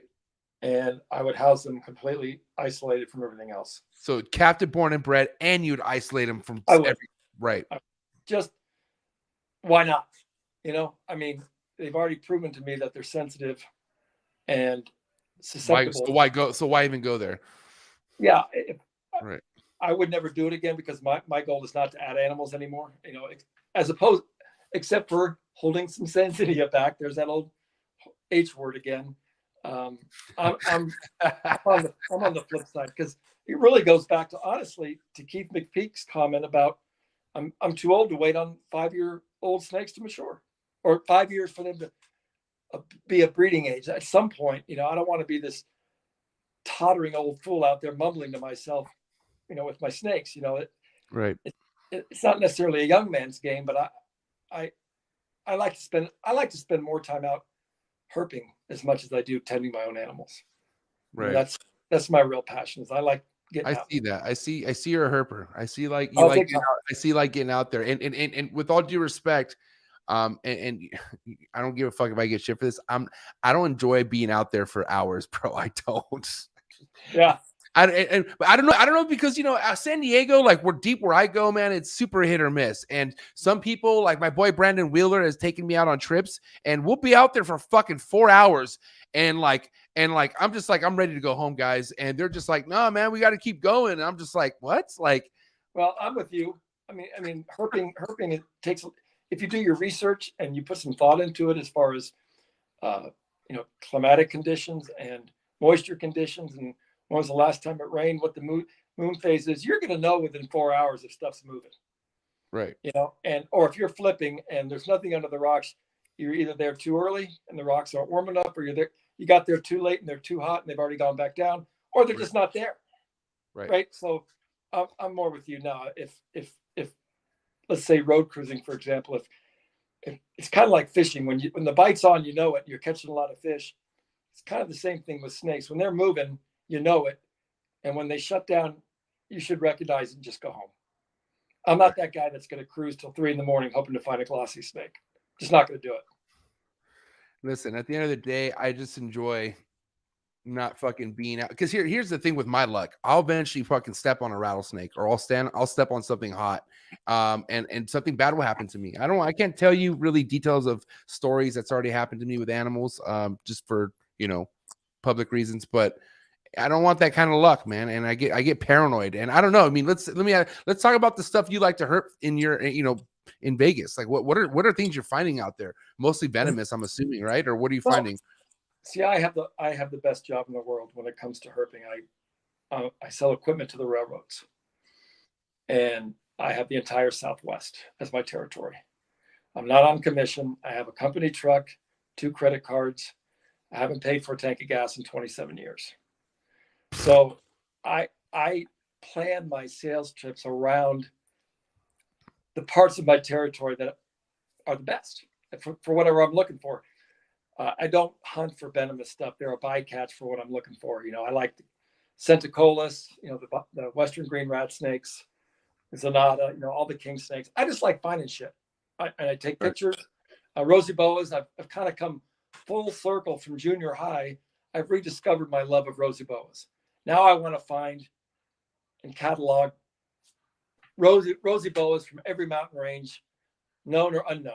Last year I found one would be a pretty sizable range extension for them, and that kind of stuff's cool as hell. And so I that is as exciting to me as keeping snakes in per se. Awesome. And just so I got to do this for Paul. So I got bit by a rattlesnake here on this finger. The Band-Aid's from a moving accident, but I got hit in my own backyard. On that, okay. I was like, wait, that just happened? I was like, wait, what? No. I was like, whoa, buddy, are you kidding me? Wait, no, okay, so you got bit by a rattlesnake. When was this? Been a couple of years now, I think. Couple of years. I was telling you about the cholla wood I keep in my cages, right? Yeah. So I season that wood for like a year. I use grapevines too, but I season it out back in the Vegas sun for at least a year before I use it. And just make sure it's good and dry, because I don't want to put that in a tropical or arboreal setup and have it grow mold. So I like that wood to be dry, but I'd had a clutch of Baja rat snakes hatch out the night before, and we were getting ready to get on an airplane to go to a buddy of mine's daughter's wedding. So it was like 6 a.m, and I wanted to cut up some cholla into 6-foot sections to put in the tubs. So I thought, screw it, I'll run out there. I had my Sawzall with me. I was just reached down to grab a piece of cholla and got hit by a sidewinder in my own backyard. Wow. It's like Robin Hood getting shot in the ass with an arrow by himself, So the irony was, but this is my finger now. I don't know if you can see it. I could see it. Oh yeah, it's stubby. And I can't curl it. So after the initial bite, what did you do? Did you go rush to the hospital? Did you try? Oh yeah. I mean, anyone out there wants to know if a rattlesnake bite hurts, it hurts like hell. I have never felt pain like this in my life. And of course, being hemotoxic, you're bleeding out like a stuck pig. So I just ran in my snake building, wrapped my finger in paper towels, walked in the house, and told my wife, I just got hit by a rattlesnake. We got to go. And then they wait straight to the ER. They so did you black out or did you pass out or anything like that? No, nothing like that. Nothing like that. No, I made sure they took my wedding ring off. They really didn't know what they were doing. It wasn't the trauma center in Vegas. It was one of the more suburban hospitals, if you will. So they were just calling the forget whatever the government regulator, venom control, poison control, some federal entity getting their anti-venom guidelines. And I just said, look, slow down, just draw a line right here at the base of my finger, draw a line right here at my wrist. So at least we can chart the swelling. And they kept me overnight. I think they gave me 14 vials of antivenom. And for anyone out there, the hospital bill was $450,000. Ooh, I was gonna say, what was that, bro? Ooh, Yeah. God damn. Yeah. Did they give you any? Did you get any ketamine at least, or no? Well, it's kind of, we may be going down a deep dark rabbit hole here, but they gave me it was an opioid. I'm not sure which one it was. Maybe Dilaudid. I think it was Dilaudid. That shit fucks you up, man. That puts you in another mood, man. You're just. All I remember is of course, it was during COVID, so my wife couldn't come see me. Wow. So Damn. she's like, I guess I wasn't making I wasn't really, I thought I felt fine. I was itchy as shit. I remember that. And about 9 o'clock that night, I stopped. I didn't want, because my wife said, you sound like you're batshit crazy. Next time the doctor comes in, put it on speakerphone so I can talk to him and find out what the hell's going on, because you're not making any sense. All I could talk about was how great the Diet Shasta soda tasted. That was like an epic moment for me. But the other thing I remember was that I ended up being a lab rat for all the medical interns that had never seen a snake bite before. They kept knocking on the door saying, do you mind if we look at your finger? Right. So it was, I honestly, personally had kind of poo-pooed the toxicity of a snake the size of a sidewinder in the back of my, it can't be that big a deal. It is a big deal. Yeah, fuck yeah.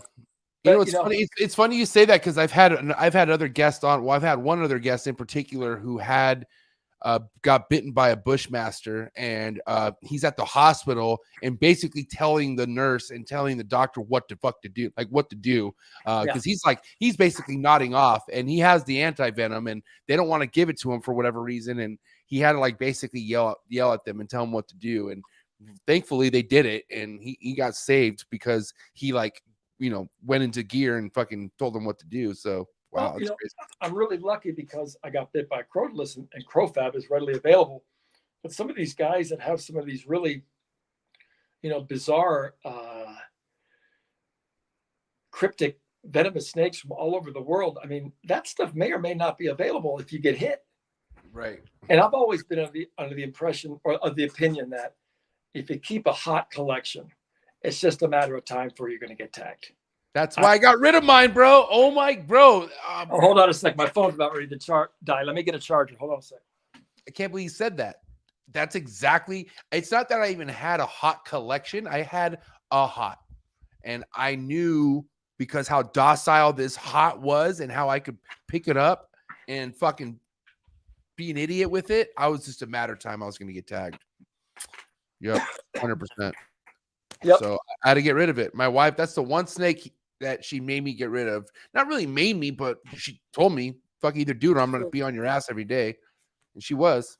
God bless her. Love my wife. Are you losing me? You might need to exit out and go back in. Let me kick you out. All right. Let's kick him out. We'll get him back in. But anyways, yeah, it's no joke. I'm not meant to keep hots, and I'm not trying to say anyone out there shouldn't keep hots.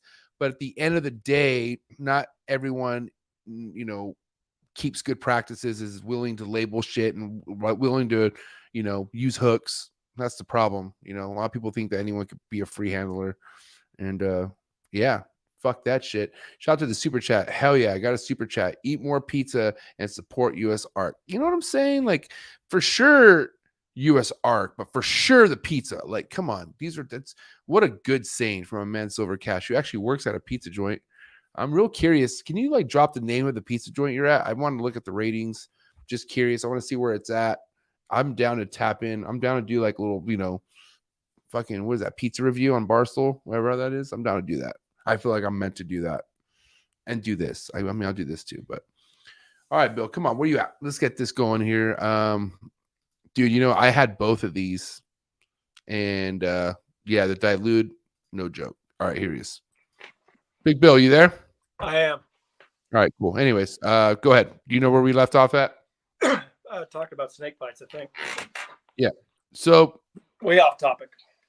no worries. I mean, at the end, so about 400K was the bill at the end of that. And how was your recovery? I'm just curious. Like, how were you normal for a while? I mean, not normal for a while, or like, did you recover pretty quickly after the hospital? Yeah, I mean, it'll never be the same. Ian's given me a lot of crap because he's had some experience with, or he knows about snake bit. I should have probably gone to a hand surgeon. I've either got neurological or muscle damage. I probably should go back. I've just kind of gotten used to it. Right. But it was super, super sensitive for a long time. And after about 6 months, I was about ready to just have him cut it off. Because it was just, if I just touched it, it felt like a cattle prod. Ugh. But now it's okay. But you don't realize how much, like, I go to buy chicken feed for our chickens just to grab a bag of feed that normally I would just pick up and put in the cart. Right. I have no grip anymore. Yeah. Damn. Oh my God. And all the guys listening, you can go ahead and save the grip jokes. I know they're looming. I know they're coming. Yeah, but I mean, it's no joke when you have something like that happen to you. I'll tell you that much. It's real life shit. I can tell you that much. It was a big deal. I've always had mad respect for rattlesnakes. They're so successful. You find them in so many different habitats. I've always respected them and nudge them off the road or hook them off the road just so they don't get hit. But to get hit, excuse me, I got something on my throat. It was a real eye opener. But we can circle back around to more about Sanzinia if you want to. If there's people, I don't know if you're getting questions that I can address or. No, I still got questions. I mean, I'm curious as far as like, was there ever a point where you were keeping hots? Like, were you like, did you have any venomous? You never get venomous at all. Now, the last time I had one on purpose was like in 9th grade. My dad found it. And under no certain terms, like I said, I'm so ADHD. I'd be the kind of guy who would forget it was a hot and reach in there to get the water bowl. Right. So let me ask. You have to have strict protocols. You have to be. I mean, I don't know how much you're paying attention, but overall, what do you feel? What do you feel about there being a venomous community and hobby? Do you feel like the average person should be keeping a venomous if it's legal in their area? No, I think it takes a real special personality type. Right. You got to be OCD to the max. There's no room for forgiveness or laxity in your methodologies. And I mean, just for me, I can barely pay attention, much less remember that I got a fertile lance in that box. I better not reach in there. It's just sorry, I got something on my throat. Good, man. Don't worry about it. I guess my philosophy is there's so much cool shit you can keep that's not going to kill you. Why mess with it? Yeah. Take your time. You're good, bro. So I appreciate the cool things that people keep, but it's not for me. Right. And that's where I'm at too, because I feel like if it wasn't for my wife and for her to kind of like be on my ass about like, hey, are you sure you should be keeping this? And as much as I would tell her, no, I'm not touching it, I'm not handling it. I was being a jackass and I was fucking handling the shit out of that thing any chance I got. And that would scare me. That was the rush behind it. I feel like I was like, oh my God, this thing could possibly bite me. You know what I'm saying? And like, I'm just asking for it. Like I'm literally asking for it. And I'm like, dude, this is stupid. I don't want. Well, I think it's human nature to get complacent too. Right. And it's going to happen. I mean, you have to have that rigid personality type that just sticks to the protocol and never deviates. And I'm not that guy. Right. I'm not that guy. And, we are talking about Sanzinia and stuff, that philosophy of benign neglect where, I think you can micromanage your collection to death. Right. If you stare at something long enough, your brain is going to convince you that something's wrong.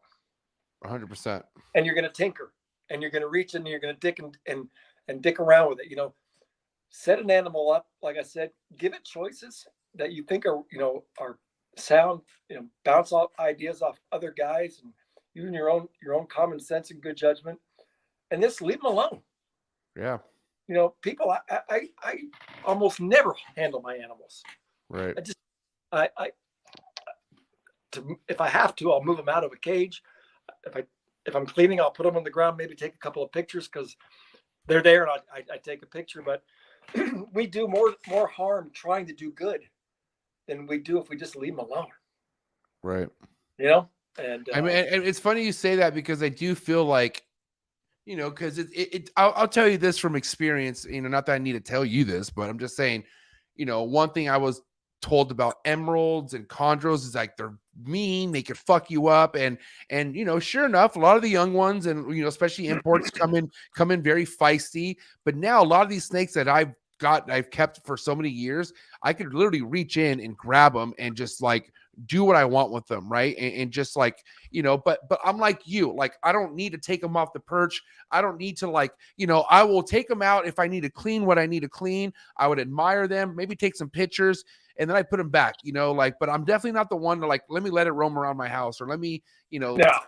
I'm just like, you know, and there's people out there who like to kind of show that, oh, you could hold the snake like this, no problem. But I'm like, I don't feel like just because you could get away with it, that's the ideal thing, you know? So my philosophy about handling snakes is just because it's not biting you or shitting on you doesn't mean it's not being stressed. Right. It's stressing.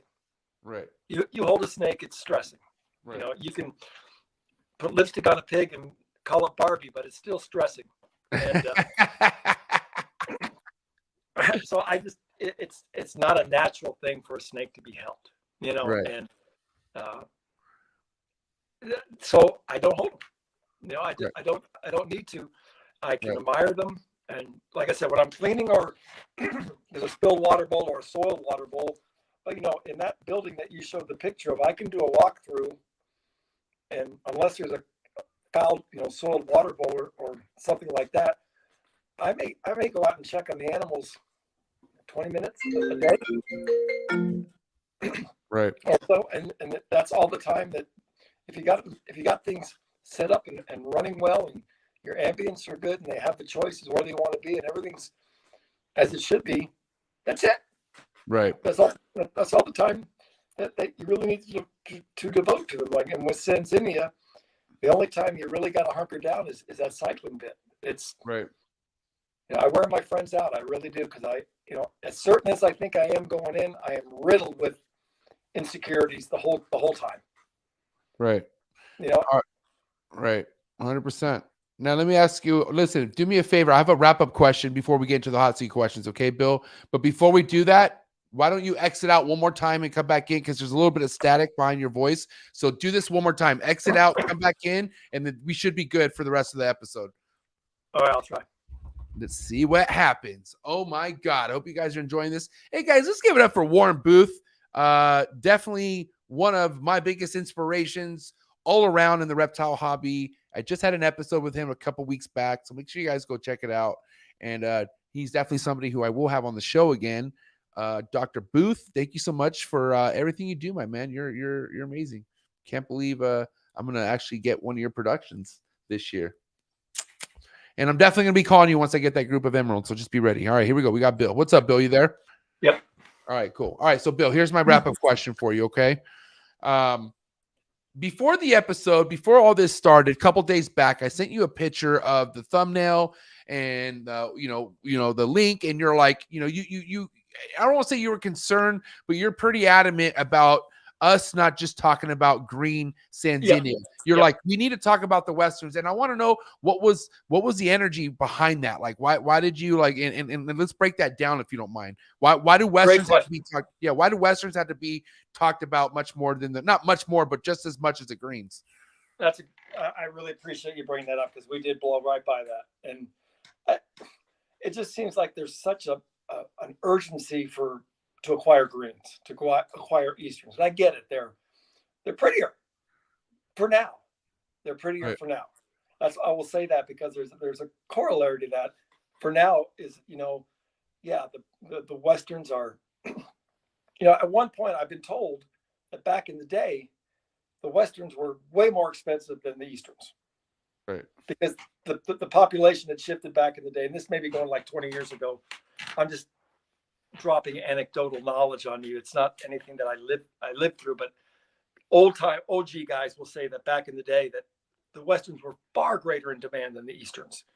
Now we're at the inverse now, and I don't know if it's just because to look at the two of them, obviously a really, really nice Eastern is going to kick the shit out of a decent looking Western, but we're just on the very cusp of really appreciating genetically what's available to us, because we're just now starting to produce them in any reasonable numbers. Right. So, I mean, it's really such a small sample size, but everyone is just drawn to the green. And it seems to me like, oh, F the browns. I just want the greens. I get messages like that all the time. It's like, well, these aren't just spilt milk. They're equally awesome. Right. And it seems like there's a focus on whether it's condos or emeralds. It's like this whole shift to green arboreals, and to the disservice. I think people just do a disservice to the Westerns and how unique they are on their own standing.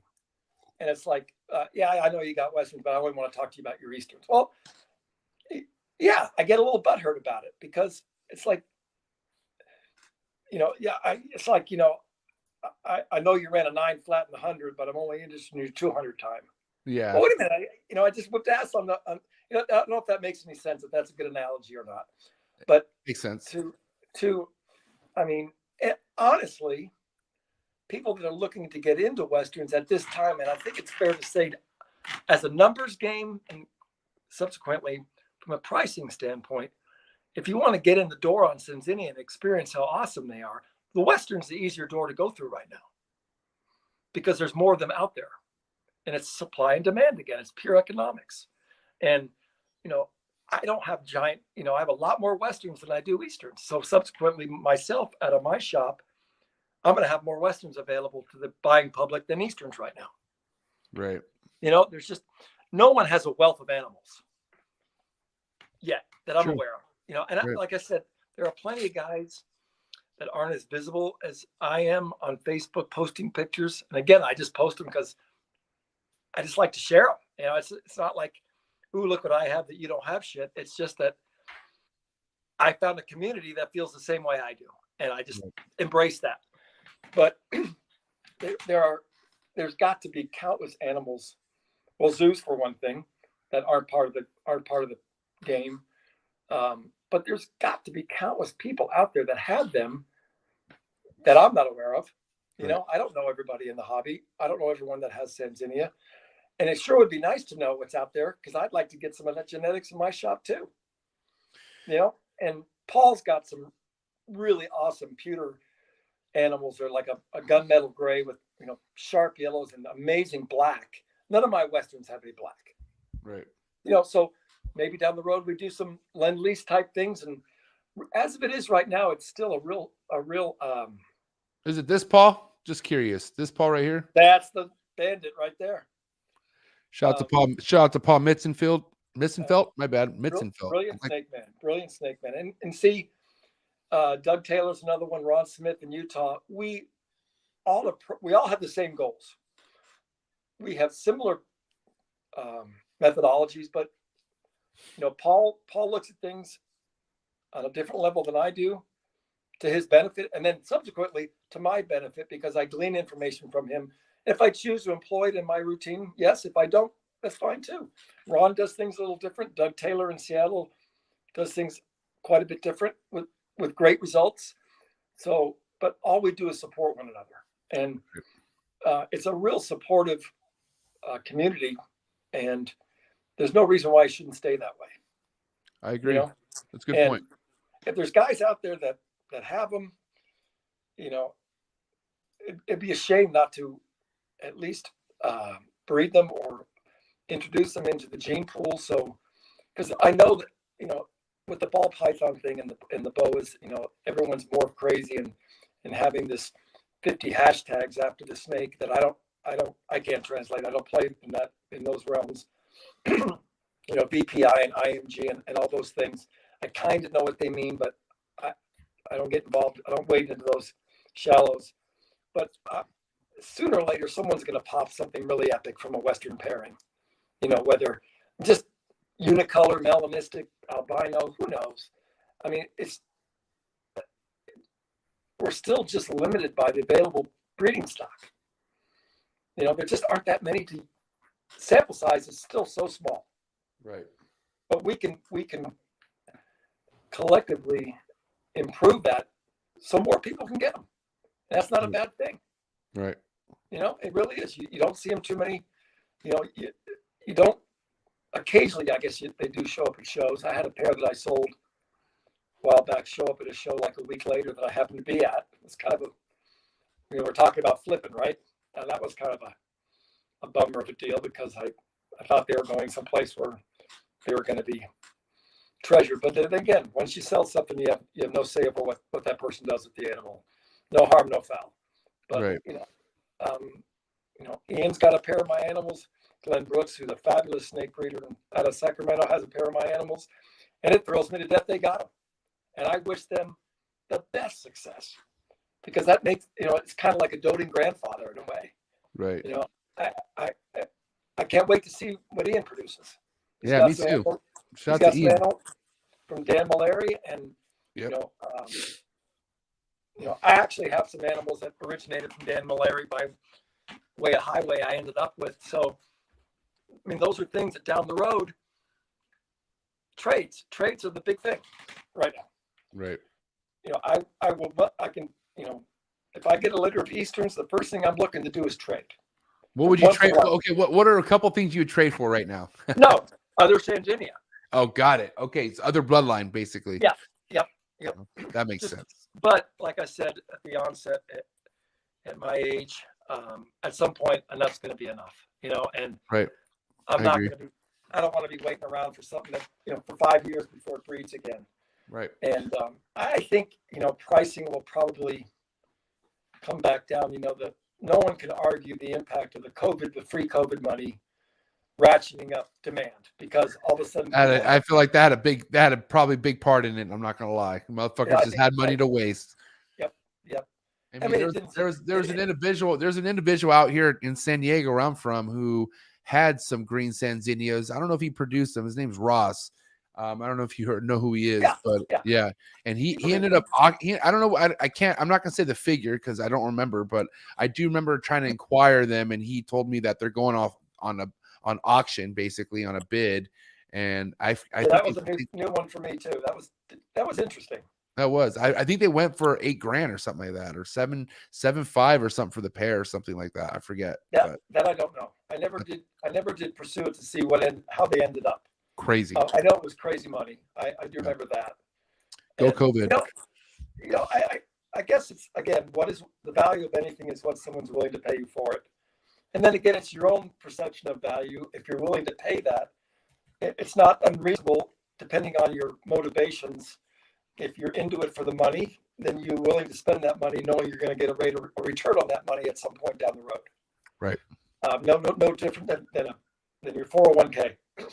Right. And, you know, markets ebb and flow all the time. Right now, the market for them, the demand far exceeds the supply. It's just purely a matter of numbers. Right. And, you know, they're slow to mature. They don't have the biggest of litters. So I don't see supply exceeding demand for a long time. Not anytime soon. I could tell you that much. And I'll tell you, they're just a great snake to keep. Aside from their CITES status and the limited numbers, all those things we've talked about, they're just an easy freaking snake to keep. Right. I mean, you know, funny story. I'd gotten a pair in from a guy. I did a trade, a pair of Westerns, and a buddy of mine was over. A snake guy, but he didn't have Sanzinia, and I was unbagging them, and I just take out this monstrous Western female, and I'm not even looking at the guy. I just hand it to him, and I go, "Here, hold this for a minute." They never bite.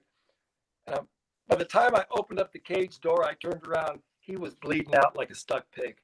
This thing had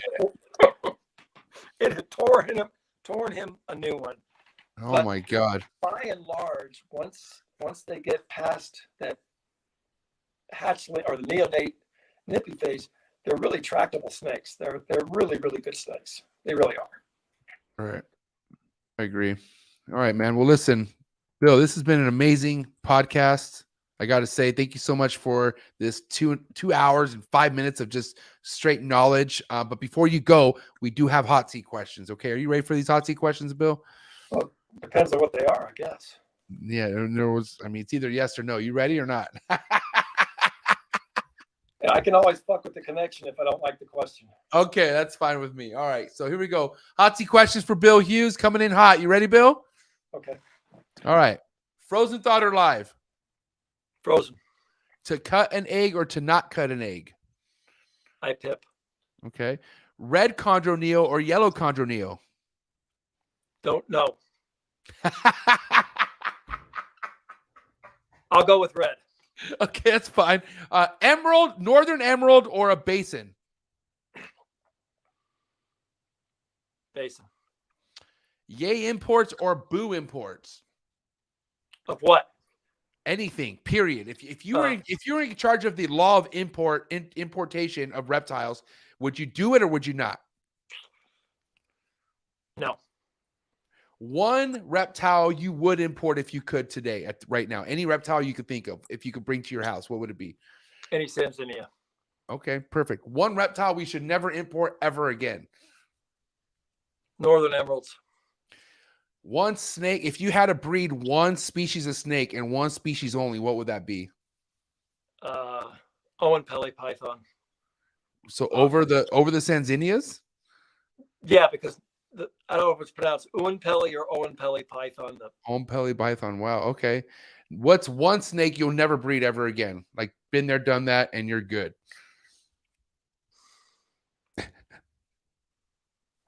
Goniosoma, the red-tailed green rat snakes.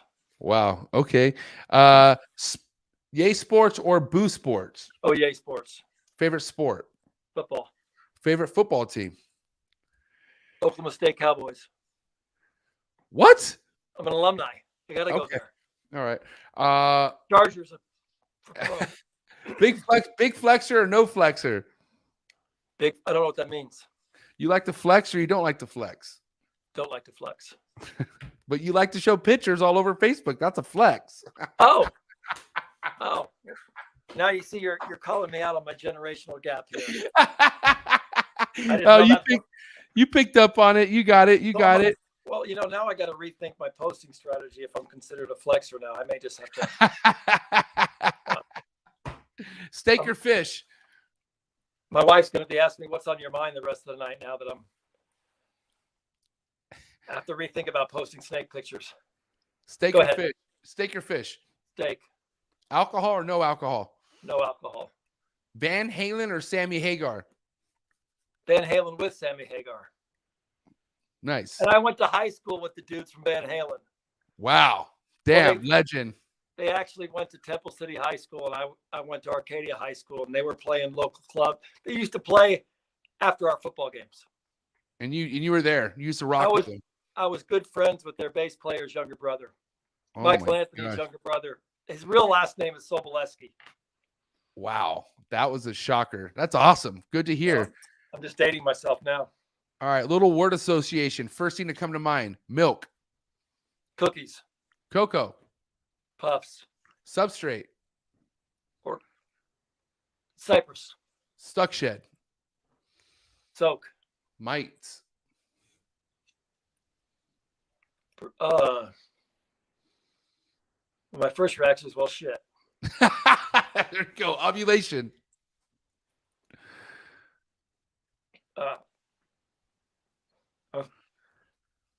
Cool.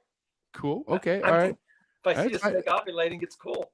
It's fine. Actually, I take this one back because you know nothing about Instagram trolls. Hold on. Let's see. Oh my God, my mind's blank. Day 60. Day 60? Yes. I have no idea what that means. I don't know. You have eggs in the incubator. It's day 60. What would you do? Oh, I only have one egg-laying species. This is the Baja rats, and they go at 100 days. And oh my gosh! So that does not relate to you whatsoever. Wow. No, and if there's nothing going on, I pip at day 100. First time reptile breeder. Burmese pythons.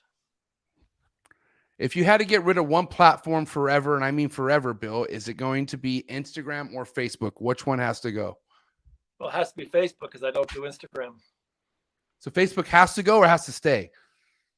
Well, you told me to pick one or the other. So I No, get which rid of one? I said if one had to go, so you had to pick one to go, is it going to be? Instagram.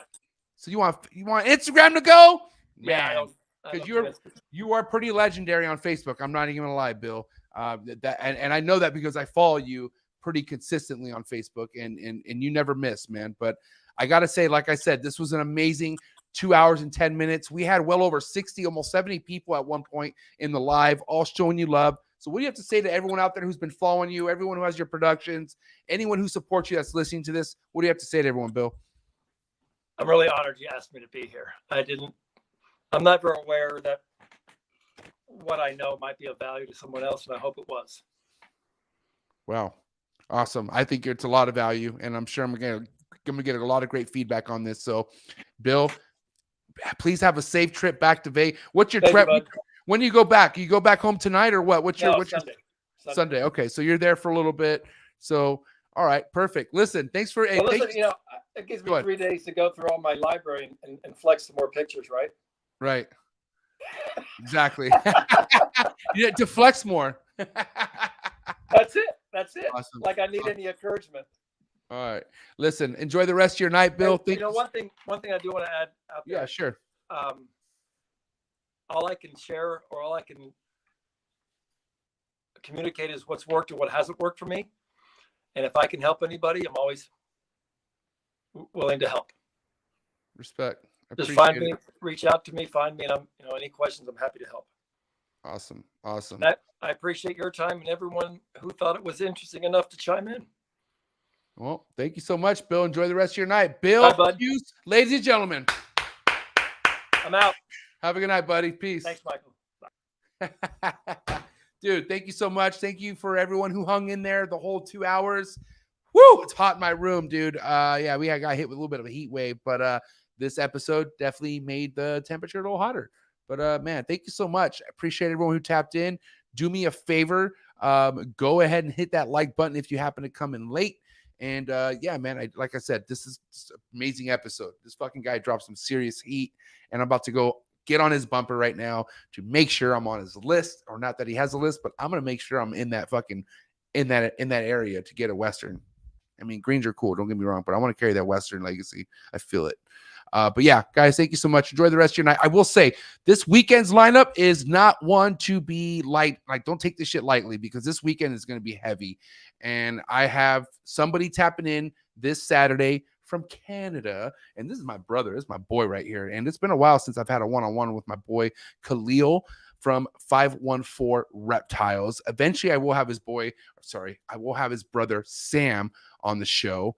But make sure you tap in Saturday, 9 a.m. Pacific Standard Time, so you can go ahead and catch up with my boy Khalil Atani, 514 Reptiles. We're going to tap in heavily with the ball python, something you don't want to miss. Click on the link. And then Sunday, oh my God, Sunday is going to be a big one. We got my man Bob Clark from Bob Clark Reptiles. A lot of shit going down right now, my man Bob Clark, as far as Facebook groups and all that. So this is going to be an interesting one. At the end of the day, a lot to hear, a lot to know, a lot to fucking experience on Trap Talk with Bob Clark going down Sunday, 4 o'clock Pacific Standard Time. This motherfucking guy's a legend, man. And yeah, just be ready. This shit's going to be heavy. Again, thank you so much for everyone who tapped in. Shout out to my Patreon members. You guys are my heart. Yeah, man. And I'll catch you guys on the next episode. Your boy's out. It's time to eat. Got to celebrate this episode because this episode was heavy. I'll see you.